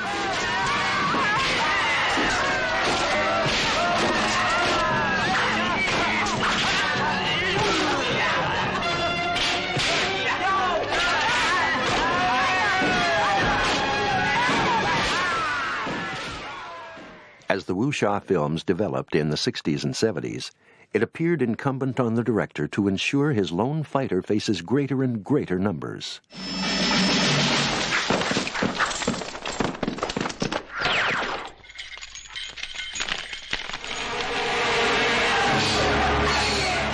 其實全世界觀眾都去睇武俠片嘅觀眾或者動作片嘅觀眾都期待緊呢啲場面出現，所以導演不過係滿足佢哋嘅期待，死多啲人，我覺得好值回票價咁嘅意思嘅啫。呢個係一個武俠片，並非寫實片。觀眾係要求一個 excite。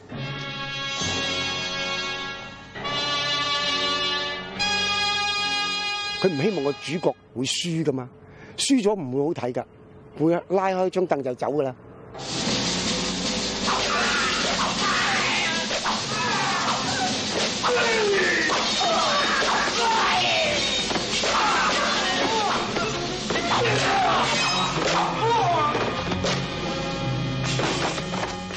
呢樣嘢係一種文化嚟，係中國一種文化嚟。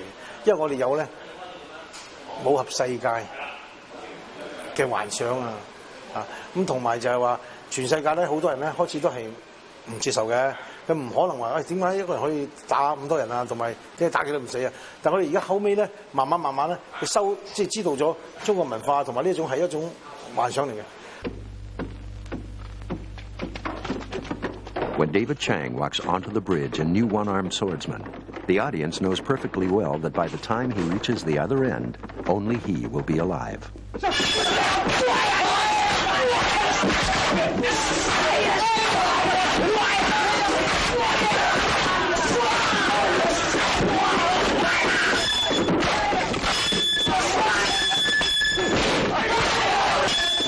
有一個鏡頭係由橋頭打到中間嘅。嗰度嗰陣時咧，就好似有2、3部機器拍嘅，已經好先進㗎啦。咁就招數咧，你一定要係除咗記得招數之外咧，仲要顧住啲鏡頭位喎，因為我隻手擺喺後邊㗎嘛，咁又要避咗佢咯。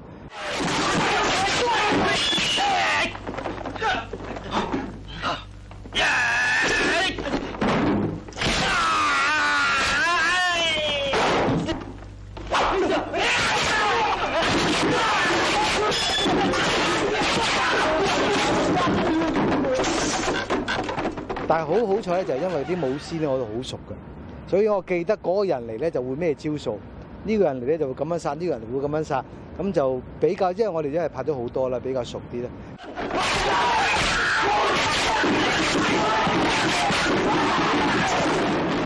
但係辛苦在咧試好多次，真正拍咧好似係2、3次咁啦，但係打完嗰個鏡頭之後都喘晒氣嘅。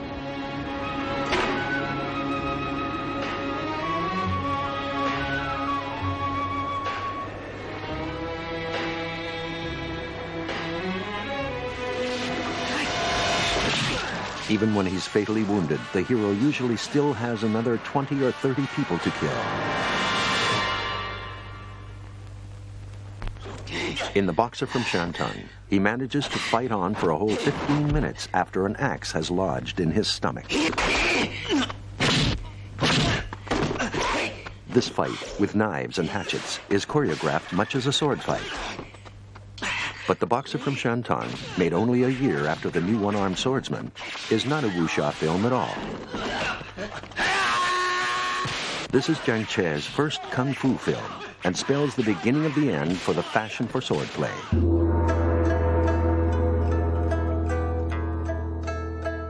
By the start of the 1970s, the kung fu film and a new star from America, Bruce Lee, were taking Hong Kong by storm. It looked as if the wuxia film's days were numbered.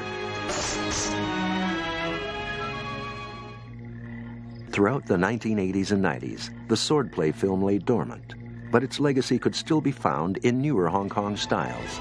雲兒，你一定要記住，仁者無敵。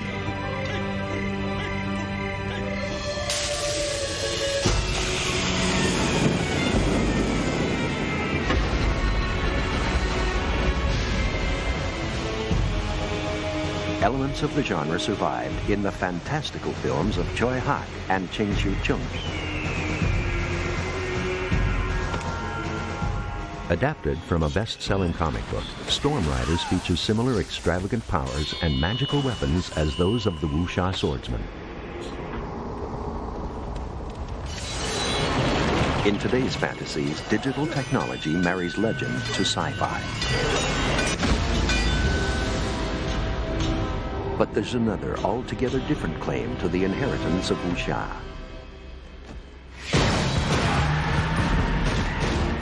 John Woo believes the genre evolved into his own modern gunplay films.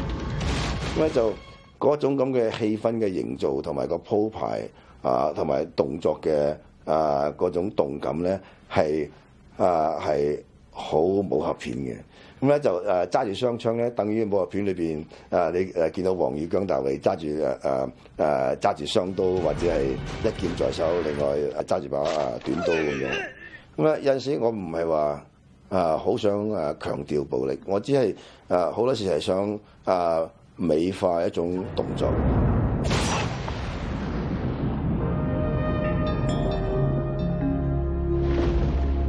Today's public may have an appetite for action movies, but the phenomenal success of Crouching Tiger, Hidden Dragon shows that new audiences can be found for traditional swordplay stories. 人捧演都係生長嘅，老啲去咗，後生喺度出嚟，後生咪睇嗰啲啊嘛，咁我中意睇嗰啲咯。一改變呢班就睇嘅，永遠係短著，或者武術係永遠咁傳。Digital effects have brought a new level of sophistication and a new international audience to the Wuxia film. Taken together with remastered films re-released from the Shaw Studio Library, the swordplay genre could well be in for a major revival.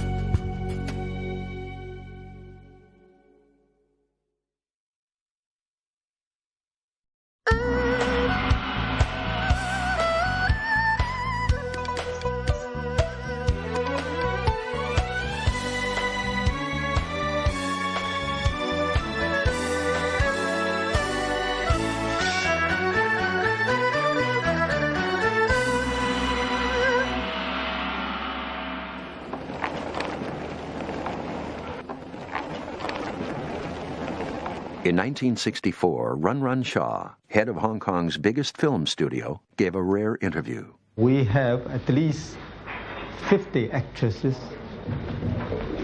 and 24 actors.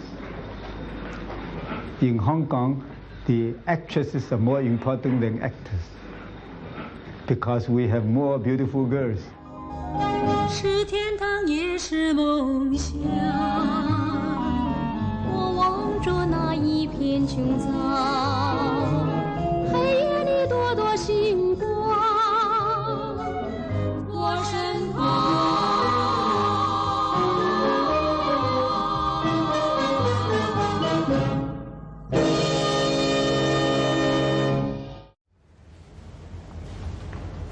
Lunching with Run Run Shaw in 1964 are two of his latest crop of young actresses.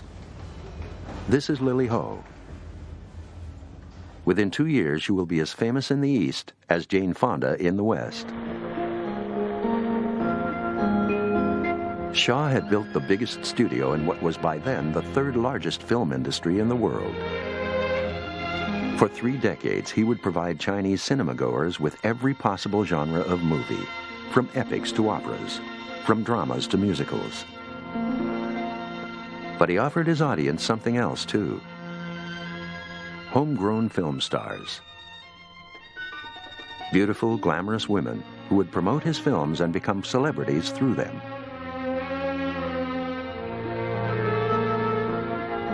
In 1960, the rest of the world got its first glimpse of the truly epic scale of Hong Kong cinema and of its beautiful stars. That year, a Shaw film, The Magnificent Concubine, won a special prize at the Cannes Film Festival. It starred a mainland-born actress, Lily Hua.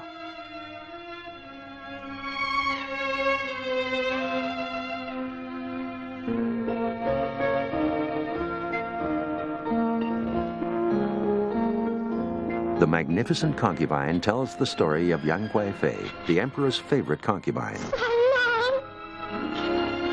The lavish sets and spectacular costumes of imperial China all serve to enhance Lily Hua's star quality. 那么李丽华呢，非常漂亮，非常聪明，而且她是一个大明星啊，她红得不得了，大家都说她是天皇巨星。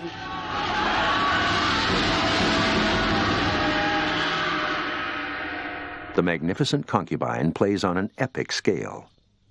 At its conclusion, young Wong Fei offers herself in sacrifice to appease a mutinous army. 好吧，只要你们肯在我死后效忠皇室、保护万岁、西幸巴蜀的话，我绝不吝惜我的生命。 Li Lihua's parts frequently married beauty with strength.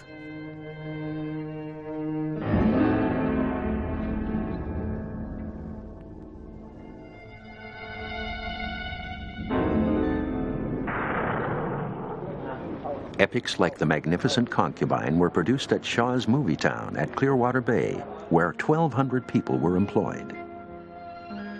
There were 16 permanent outdoor sets, with streets, palaces, and pagodas. Hollywood greats paid courtesy visits. Shaw wanted to create a studio star system in the American style. Li Lihua was one of his first big names. Already an established actress, she'd been lured in 1956 to Hollywood, appearing in the film China Doll with Victor Mature. 你係話有進軍荷里活嘅機會㗎，佢甚至係去拍一套電影係叫《飛虎嬌娃》嘅，咁啊，但係因為當年咧就即係叫比較保守，咁啊佢就拒絕拍呢個同男主角拍 kiss 嘅場面，咁於是後來咧就覺得咧荷里活呢個地方唔合理，咁於是返香港發展咁樣啊。如果你係話喺荷里活發展咧，佢嗰個形象啊係幾啱荷里活嘅。Li Lihua was one of the few Chinese actresses to be sought after by Hollywood, but following a much-rumored flirtation with Yul Brynner, eventually she returned to Hong Kong and married actor-director Yun Jun. Signed to the Shaw studio, she was now cast in a variety of roles to exploit her acting talent.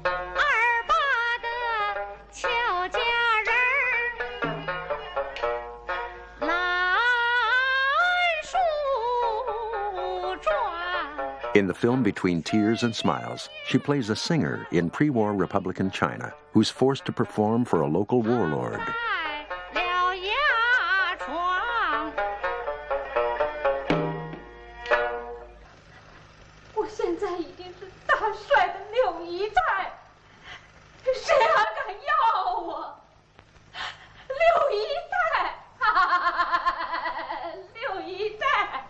She's driven mad. 你这个疯婆子，看见你俺就讨厌，你不归俺就枪毙你。早晚是一死。你想干什么？你这个鬼，你这个杀人不眨眼的魔鬼，我跟你拼了！ This performance won her the Best Actress Golden Horse Award. 咁去到邵氏嗰陣時，其實佢嗰陣時已經係非常非常之紅噶啦，即係好出名噶啦。咁同埋嗰陣時嘅年紀，如果以香港做女明星嚟講咧，特別嗰陣時嚟講咧，佢已經應該係過咗佢嘅高峰期噶啦，即係佢差唔多接近，即係譬如拍《楊貴妃》《楊武則天》都30尾噶啦。你倒是真痛快！来人啦！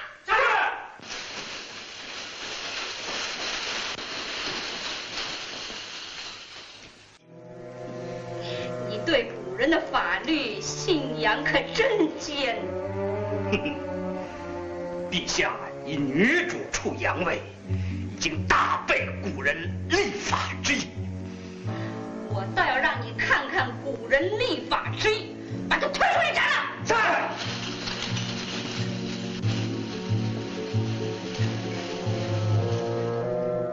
是。又係一個好霸氣。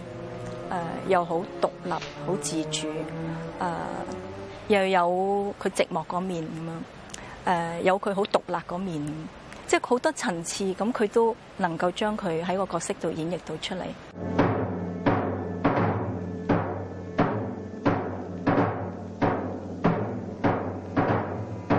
站住！天后口谕，赦徐有功死罪，后殿觐见。 这儿有很多不讲法律的事情，可是你放心好了，没有人敢告密的。陛下。Epic costume drama was hugely popular with the Hong Kong audience at the start of the 60s. The population of the British colony had doubled in the previous decade as immigrants from the new communist China flooded across the border. Shaw offered them an escape into a picturesque and spectacular imperial past. He also transferred to the screen popular Chinese culture in the form of traditional stories and what was known as Huang Mei, or Yellow Plum Opera. In The Grand Substitution, based on a Chinese folktale, Lily Hua plays a princess who gives up her baby son to her retainer, played by her own husband Yan Jun, to save the child from a plot to murder him.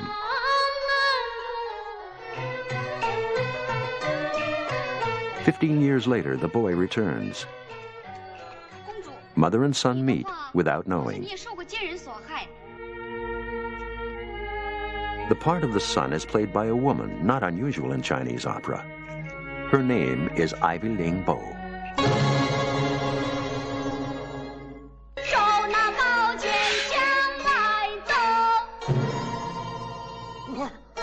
Her success in these male roles would make her one of Hong Kong cinema's best-loved actresses.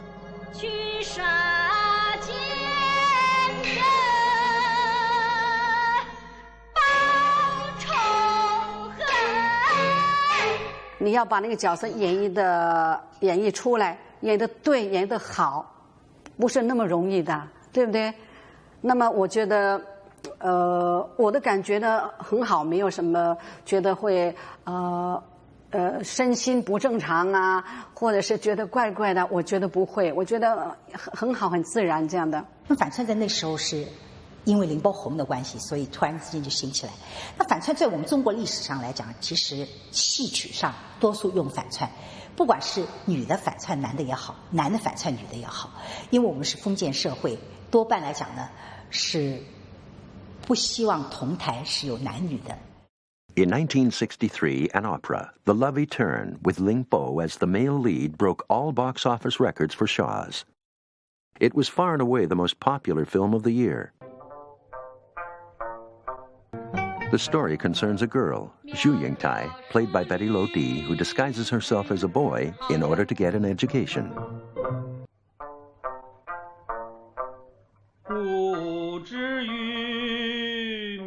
In this scene, the class of male students is almost entirely played by women.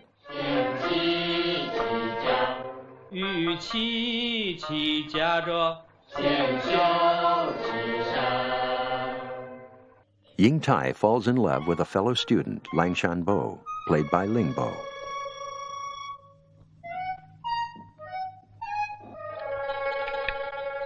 Despite some obvious clues, Shanbo never guesses Ying Tai is really a girl.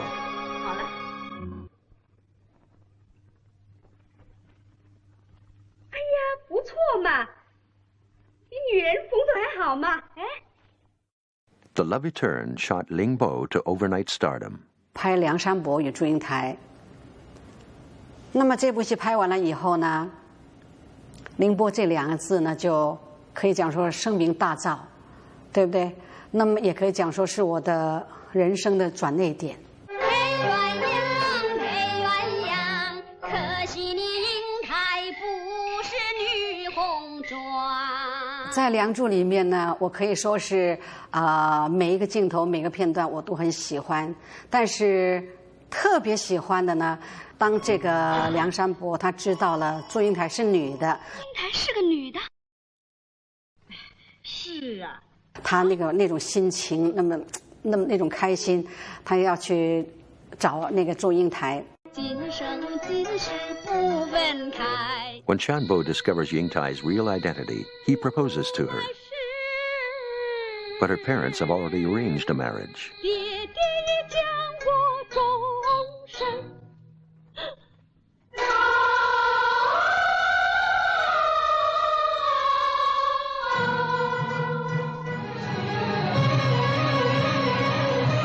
On her wedding day, news reaches her of Shanbo's death from consumption. she asks for her wedding procession to go via his tomb.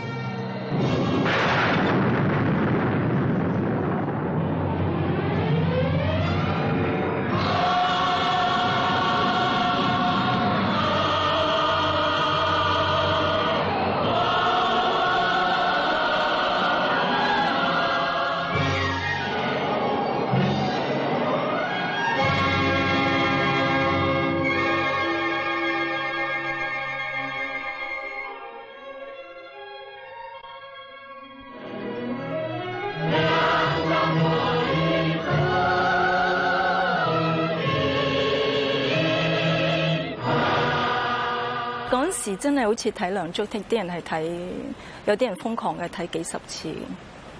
咁我諗就係真係中意唱，跟住唱。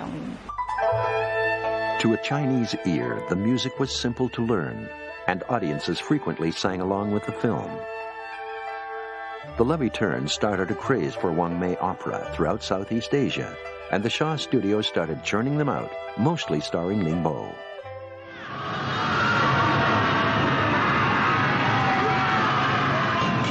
Hua Mulan was another Chinese folk tale of the girl who enlists in the army as a man and becomes a hero.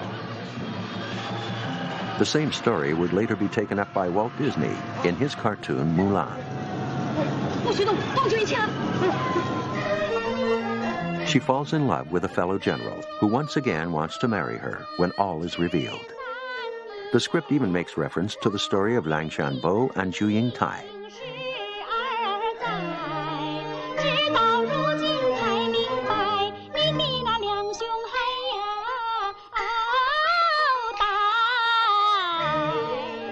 It was on the set of Hua Mulan that Ling Bo first met her co-star, Jin Han, who in real life she would eventually marry, although strongly against the wishes of Run Run Shaw. 那个时候呢，跟公司呢就闹得很僵。那么那个时候我们年轻嘛，冲动嘛，冲动派这样。那我们闹得很不开心，他讲不可以啊，不要结婚。那么我们就偏要结婚。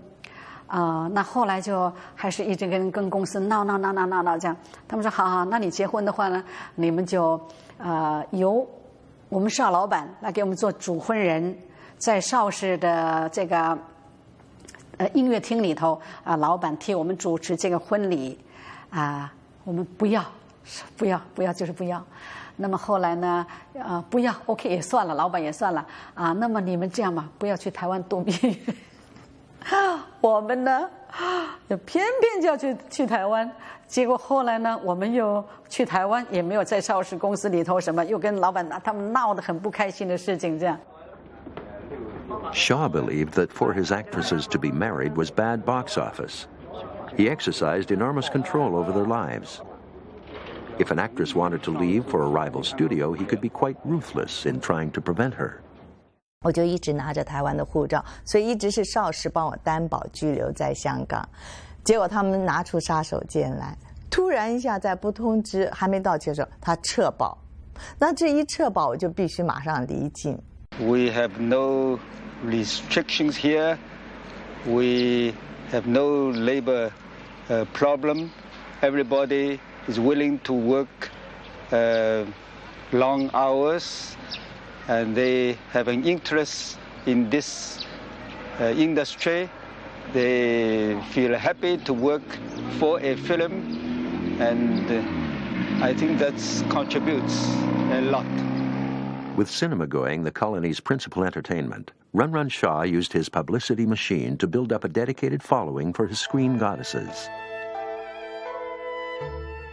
The studio produced a magazine for the cinema goer with articles on the actresses and the productions. The audience was given storylines for the latest production in a comic strip. This edition is paving the way for the release of the latest Shaw blockbuster starring the queen of the Shaw movie stars, Lin Dai, in The Kingdom and the Beauty.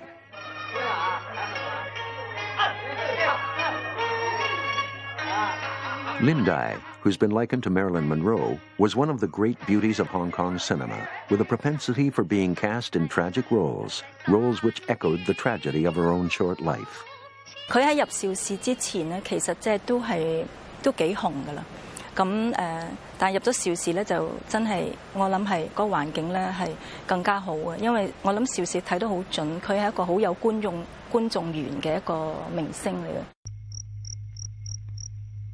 於是乎，即係我諗邵氏就即係落好重嘅資本，譬如開拍《貂蟬》同埋《江山美人》，咁啊將佢即係捧得非常之紅嘅。In The Kingdom and the Beauty, the heroine is betrayed by a philandering emperor who is traveling incognito. He visits the inn where she works and seduces her.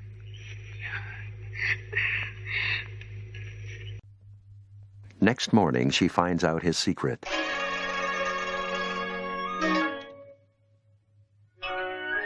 The emperor promises to send for her and bring her to court. But he goes away, never to return.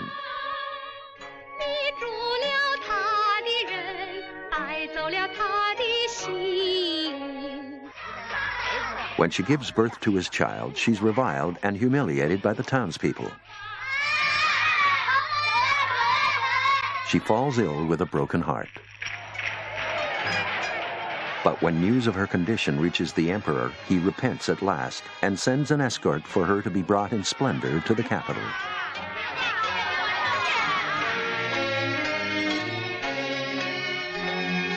But her illness worsens on the way. By the time the emperor sees her, it's too late.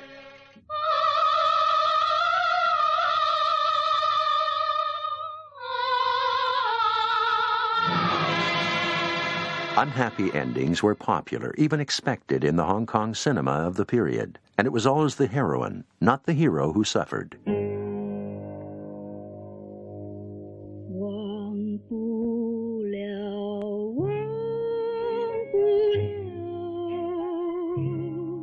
In Love Without End, Lin Dai plays another tragic heroine, this time a nightclub singer, Li Qingqing.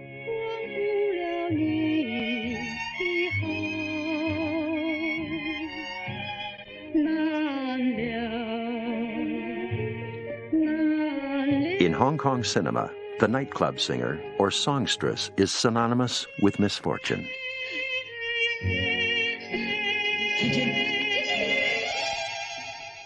When her ex-boyfriend Pang Nan, with whom she's still in love, discovers from doctors that Qing Qing has leukemia, he keeps the truth from her and offers to marry her. But in the bridal parlor, she overhears a conversation.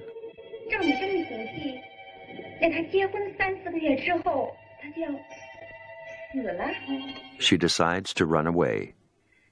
彭南要是知道了，他会怎么样？彭南，他不是真的爱我，他是因为知道我有这个病，他在可怜我。Peng Nan tracks her down to a remote island, but once again, it's too late. 孩子，安静一点，你让我进去，你让我进去。青青，青青，青青。In Lin Dai's own private life, both love and death courted her attention. At one time, she'd been the girlfriend of Yan Jun, but he jilted her and married her screen rival, Lili Hua, instead. 他对明代啊，就是不关心他的。如果他经济发生问题啊，一个鞋都不送一双给他的，比如说不关心他的生活，不关心他的，所以他很失望的。他也发现这个严俊啊，好像喜欢李丽华啊，他上海还有个老婆啊，那时候还没离婚，后来离掉了。那么他就自杀，一次自杀是为这个事情。Lin left Hong Kong to spend several months studying in the USA. There she met Long Chen-chun, son of a prominent warlord of pre-communist China. They were married in Hong Kong in 1961. 她世界以后，她事业那么红，她有赚那么多钱，好，嫁了那么丈夫，有那么漂亮、那么宝贝的一个孩子啊，那个她的儿子很可爱啊，眼睛好大，所以在我看起来，她应该是很完美。腾永远，她确实觉得，并没有从她的脸上写到幸福两个字，所以我觉得很奇怪。但我自己慢慢长大了，慢慢懂了，我可以晓得那些东西可能不是他真正追求的，他要的是一个很平静、很安稳的家。但是可能家对他的理想并不是这样。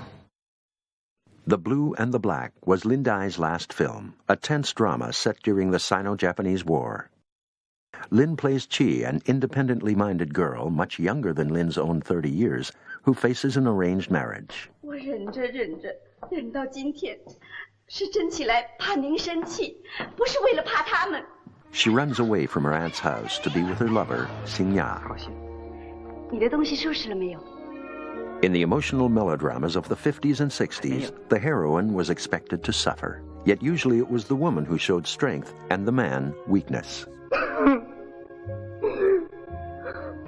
七姐，我是真心爱你的。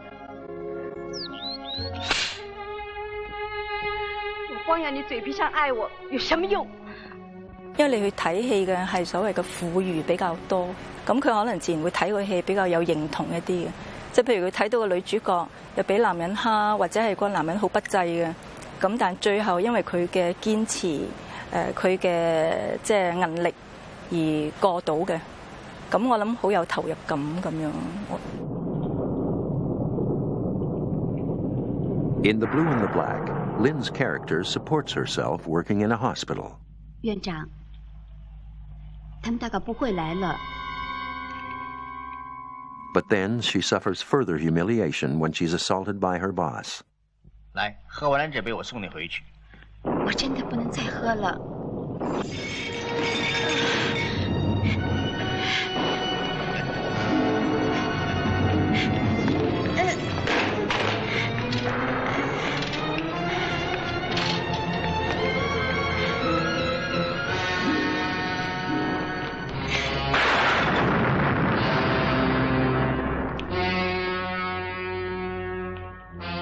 When news of the rape is reported, she is disowned by her aunt's family and becomes a singer in a nightclub.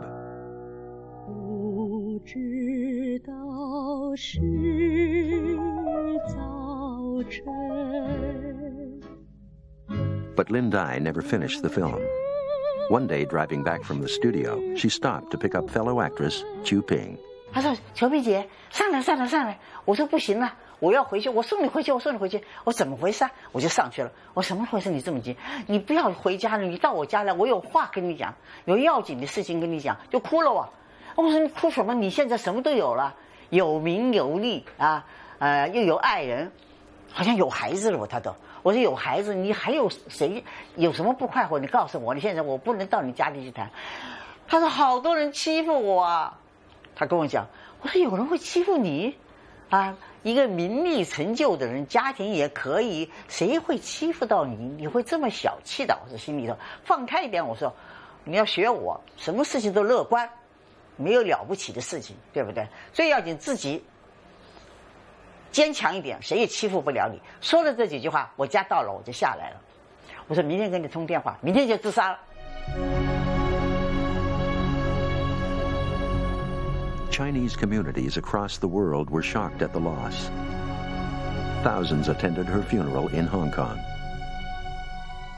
很长的一段时期，我都一直一讲到这个我就流泪啊，我就没办法能够相信。可能他的自杀对我的一个影响很大的是，我发现人不一定是追求这些东西，当然很可能。 他并不是真的想自杀，啊，我想他自杀的成分有，但是另一个成分来講，他是基本上來講是對她丈夫的一個警告啊。特別係藍與黑就係因為係佢嘅遺作嚟嘅，佢未拍完晒嗰套片，佢就即係過咗身嘅。咁就邵氏就揾咗一個輪廓似佢嘅一個女演員，就叫做杜蝶。咁就。 我諗應該係有整容啊，各方面咧嚟到令到佢更加似林黛咁咯，咁嚟到補戲嘅。By the time of Lin Dai's death in 1964, Run Run Shaw had begun to gather together a stable of young actresses with an eye to the future. He started an acting school for them and housed them in purpose-built dormitory blocks on the studio lot. 我们这个新宿舍里边有几层呢？是专门给像我啊，像何丽丽啊，像秦萍啊、胡燕妮啊。 李青啊，好，我们几个人住的，就是那一层，那个比较大一点，有2、3个房间跟客厅啊。那所以呢，其他有些演员他可能是小一点的单位，只有一个 one bedroom 啊，也有的是只有一个房间啊，就每个人待遇不一样。We listen to everything.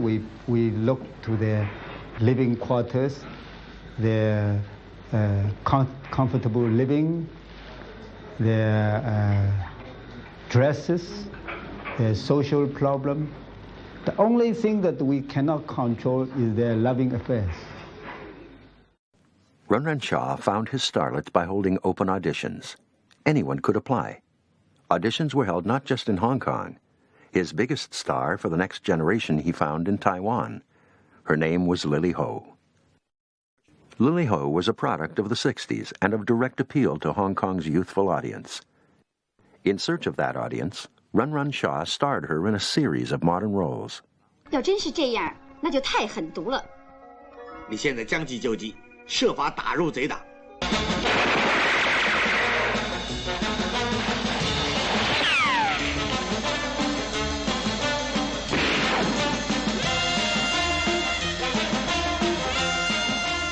Angel with the Iron Fists aped just about every aspect of the James Bond thrillers newly released in the West.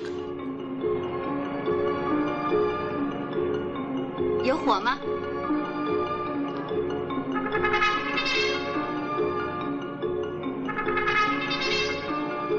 Lily Ho plays Agent 009, assigned to break up the Devil Girls, a group of glamorous female gangsters. 你要查清楚他们的总机构在什么地方，设法炸毁它。我们得配合你的行动，把他们一网成擒。我一定努力去做。给你准备了几件防身的东西。这只皮包，只要你一按这个地方，这两边就有子弹射出来，在20码之内可以杀人。哦。She infiltrates the gang, where failure carries a heavy price. 魔女团的团员犯贪污罪，就要受团的惩罚。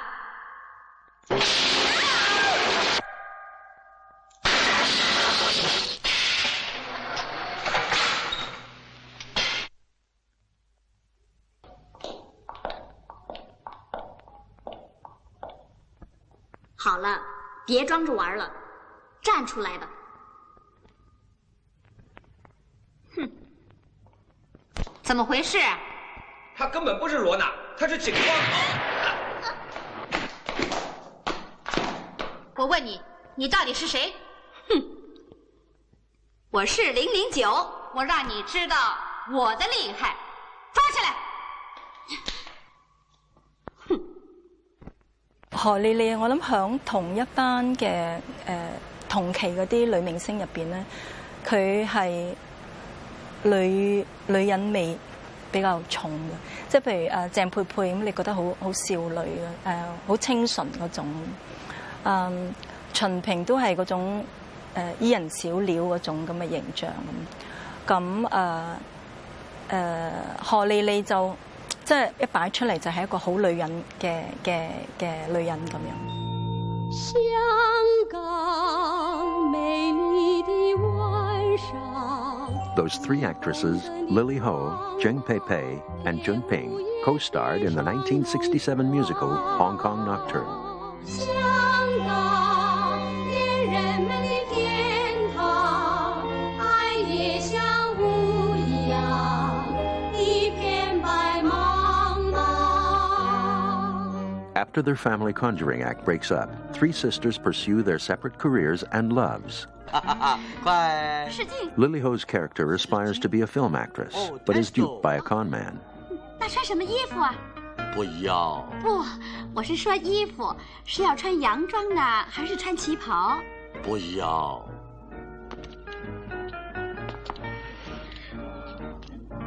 衣服不要。She ends up as a singer in a nightclub.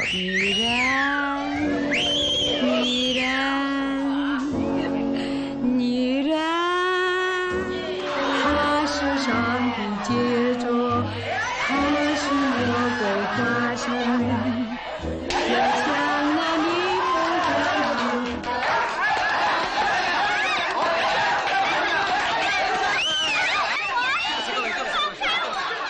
There, she's rescued by a musician with whom she falls in love. But the conflict of marriage and career, Chinese girls of the time were not expected to have both, means they decide to part. 再见，我爱你，我永远的爱你。到现在为止，你是我碰到最有天才的女人。祝你成功。谢谢你，我会照着你的话去做的。 In the end, the three sisters come together again to form a song and dance partnership, and the film ends with a grand Broadway-style production number.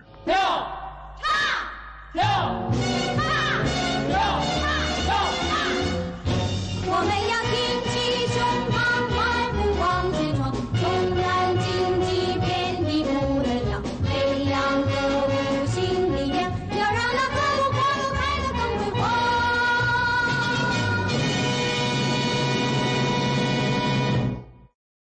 Despite her association with these modern Western-influenced films, one of Lily Ho's best-remembered roles was in a period drama, Intimate Confessions of a Chinese Courtesan. 老板，哎，怎么样？全检查好了吗？差不多了。She plays the part of I Nu, a girl abducted and sold into prostitution. When she refuses to cooperate, the beautiful brothel owner, Madame Jun, played by Betty, tries to whip her into submission. But there's a deeper sexual undercurrent at play. 你知道吗？你真是太美了，我好像有点爱上了你。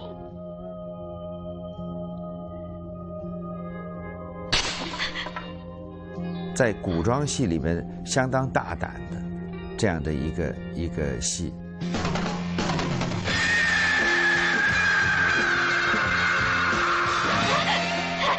那么在戏里边，何丽丽跟一位来自台湾的叫 Betty 的，就是贝蒂的，他们有一些女性方面的比较突破的，应该是女同性恋那样子的一个场面。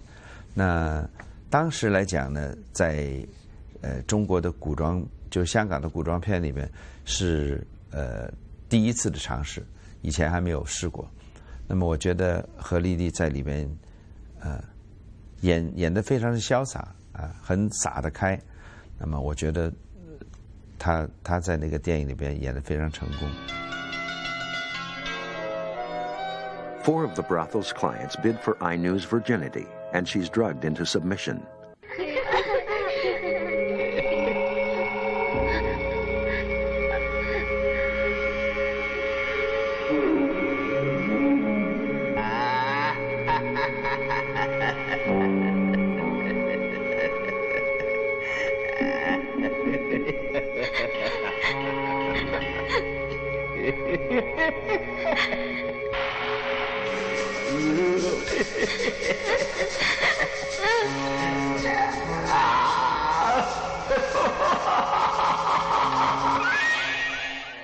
I Nu attempts to escape, but is caught. 怎么样？要死，我马上给你个痛快；要活，就得依我。 She decides it's better to live for revenge than die. 好，我依你。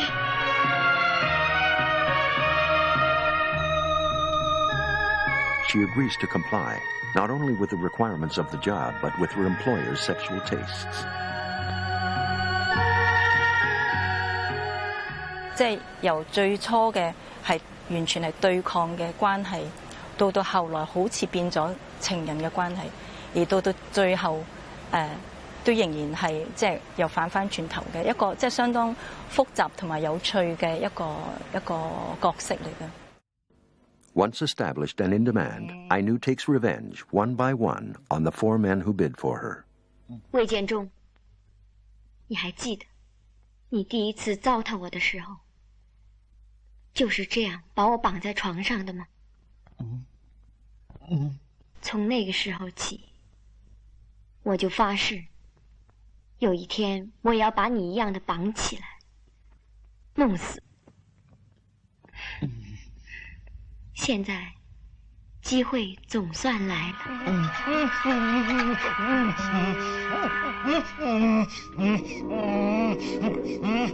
咁我諗俾到佢好大嘅發揮嘅機會咯。咁所以我諗嗰套片亦都係啲人印象好深刻。Intimate confessions of a Chinese courtesan foreshadowed a relaxation in the laws of censorship, which would noticeably affect the films of the 1970s. Li Hanchang, who had directed many of Shaw's historical epics, like The Kingdom and the Beauty, now turned his hand to erotic films, known in Chinese as Feng Yue or Wind Moon films. 这是什么？这是缅铃，是南方缅甸国出来的。干什么的？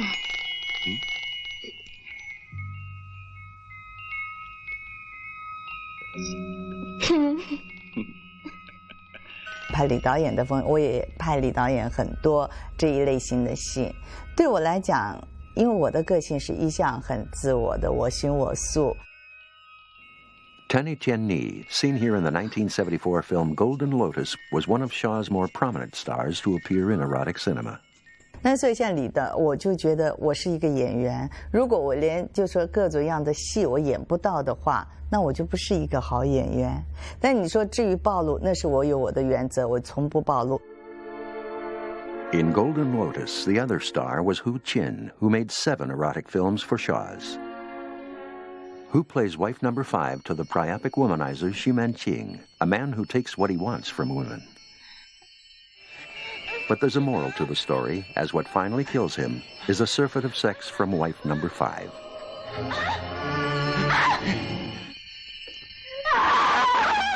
西门庆终于因为好酒贪花、水劫市库后而惹火焚身的死了。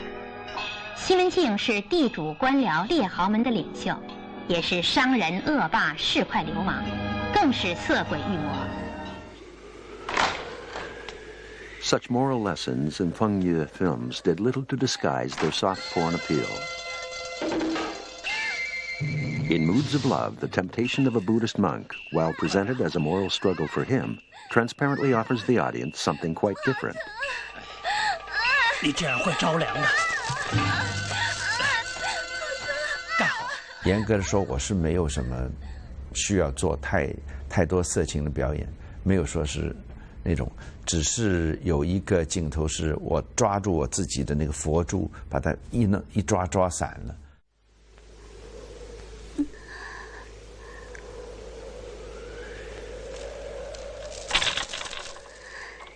是用这种镜头来表现，并不是用一些动作啊什么去表现。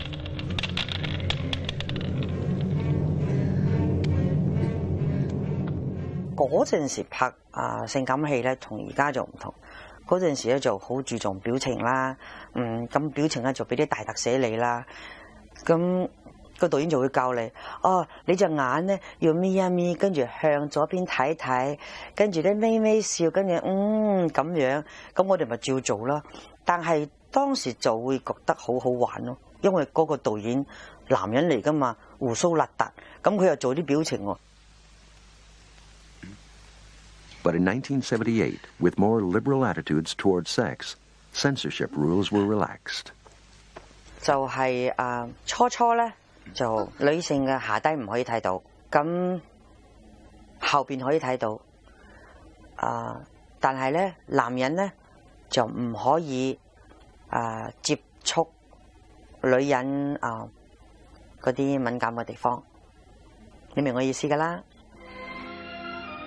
咁到拉尾咧就到可以女人前邊全部可以睇晒，咁樣，但係都係唔可以摸到嗰度。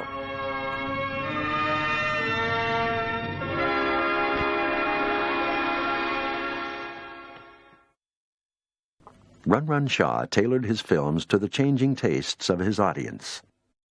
His leading ladies starred in historical epics, in operas, dramas, musicals, the erotic. In the late 60s, he'd added another genre usually more associated with male actors, martial arts.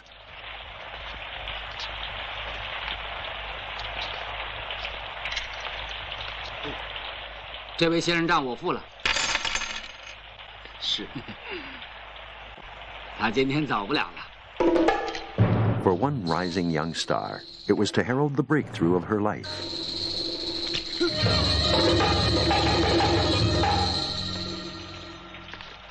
Pei-Pei was just 19 when she was cast to play the lead in King Hu's Come Drink With Me.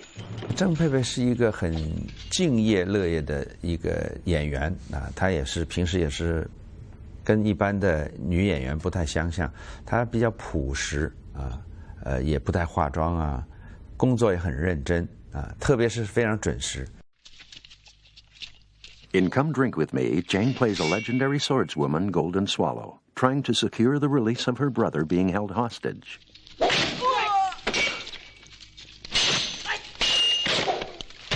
那另外呢，他舞蹈的基础很好，他会跳芭蕾舞，所以他拍起戏来有时候要武打的时候，那个动作呢，很像舞蹈，姿态相当的美。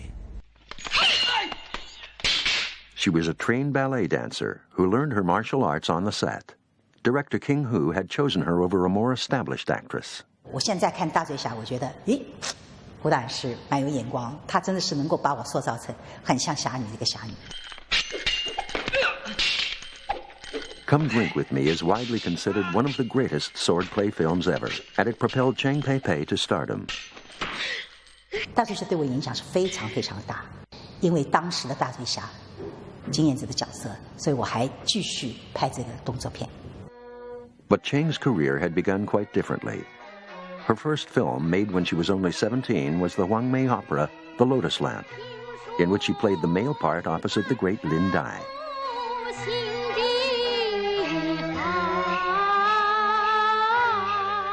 但事实上对我来讲，反串是很不合适我。虽然我生得很高头大马，但是我没办法抓住真正男人的一个神韵啊。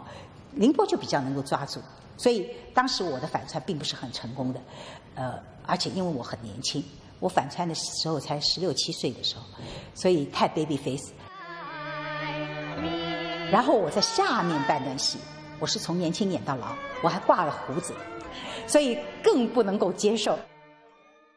Shaw's deliberately promoted Chang Pei-Pei's innocent youthfulness and girl-next-door demeanor.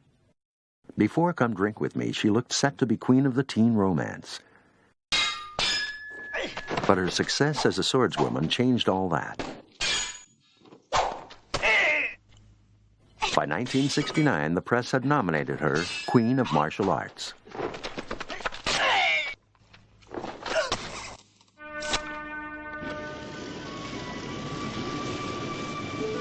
Two years after Come Drink With Me, she reprised the same character in Golden Swallow, but under a different director, Chang Cheh. 小鹏，你难道不明白？我其实是。 Chang believed that martial arts was about masculinity and relegated Chang Pei-Pei's role to second-place love interest behind his hero, Silver Rock, played by Wang Yu. 我当然结婚，但是真的到今天来讲啊，我不应该结婚。大醉侠，他是叫大醉侠，但实际上呢，红的是金燕子。当时当然是因为我气的是另外一点是，张导演要我演那个戏的时候，他不是这么跟我们讲的，那我就觉得他好像是有点受骗的样子。所以我就很气，我就一直没有肯看那个戏。Today, Chang Pei-Pei rehearses one of her daughters for a stage performance. She left Shaw's in 1973 when she married and emigrated to America. 虽然在某一方面讲起来，我应该那个时候是一个最好的时候。如果继续拍戏的话，可能可以有更远的路途走。但是如果我走了那个路，可能就没有我4个孩子。可能就没有我这个人生的经验。But Chang Pei-Pei did return to the cinema and is now internationally known for her role as the wicked swordswoman, Jade Fox, in Ang Lee's Crouching Tiger, Hidden Dragon. Chang Pei-Pei has every intention that the tradition of the swordswoman should live on, with plans to cast her daughter in a sequel to Come Drink With Me, recreating for a new generation one of the great heroines of the Shaw studio at its height.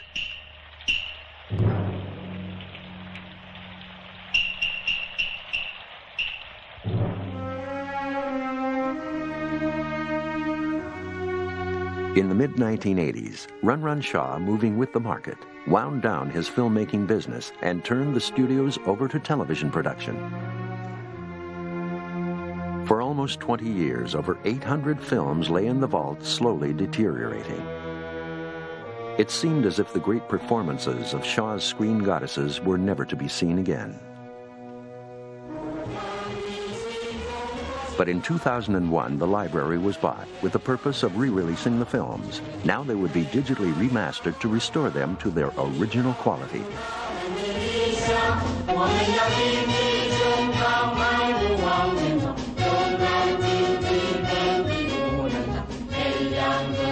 我觉得可以让后辈的人呢，他们可以看看我们当时的国语片。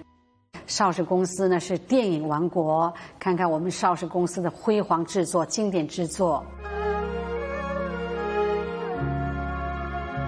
Thanks to 21st century technology, the golden age of Hong Kong cinema is now safely preserved for posterity, making the screen goddesses of the Shaw studio truly immortal.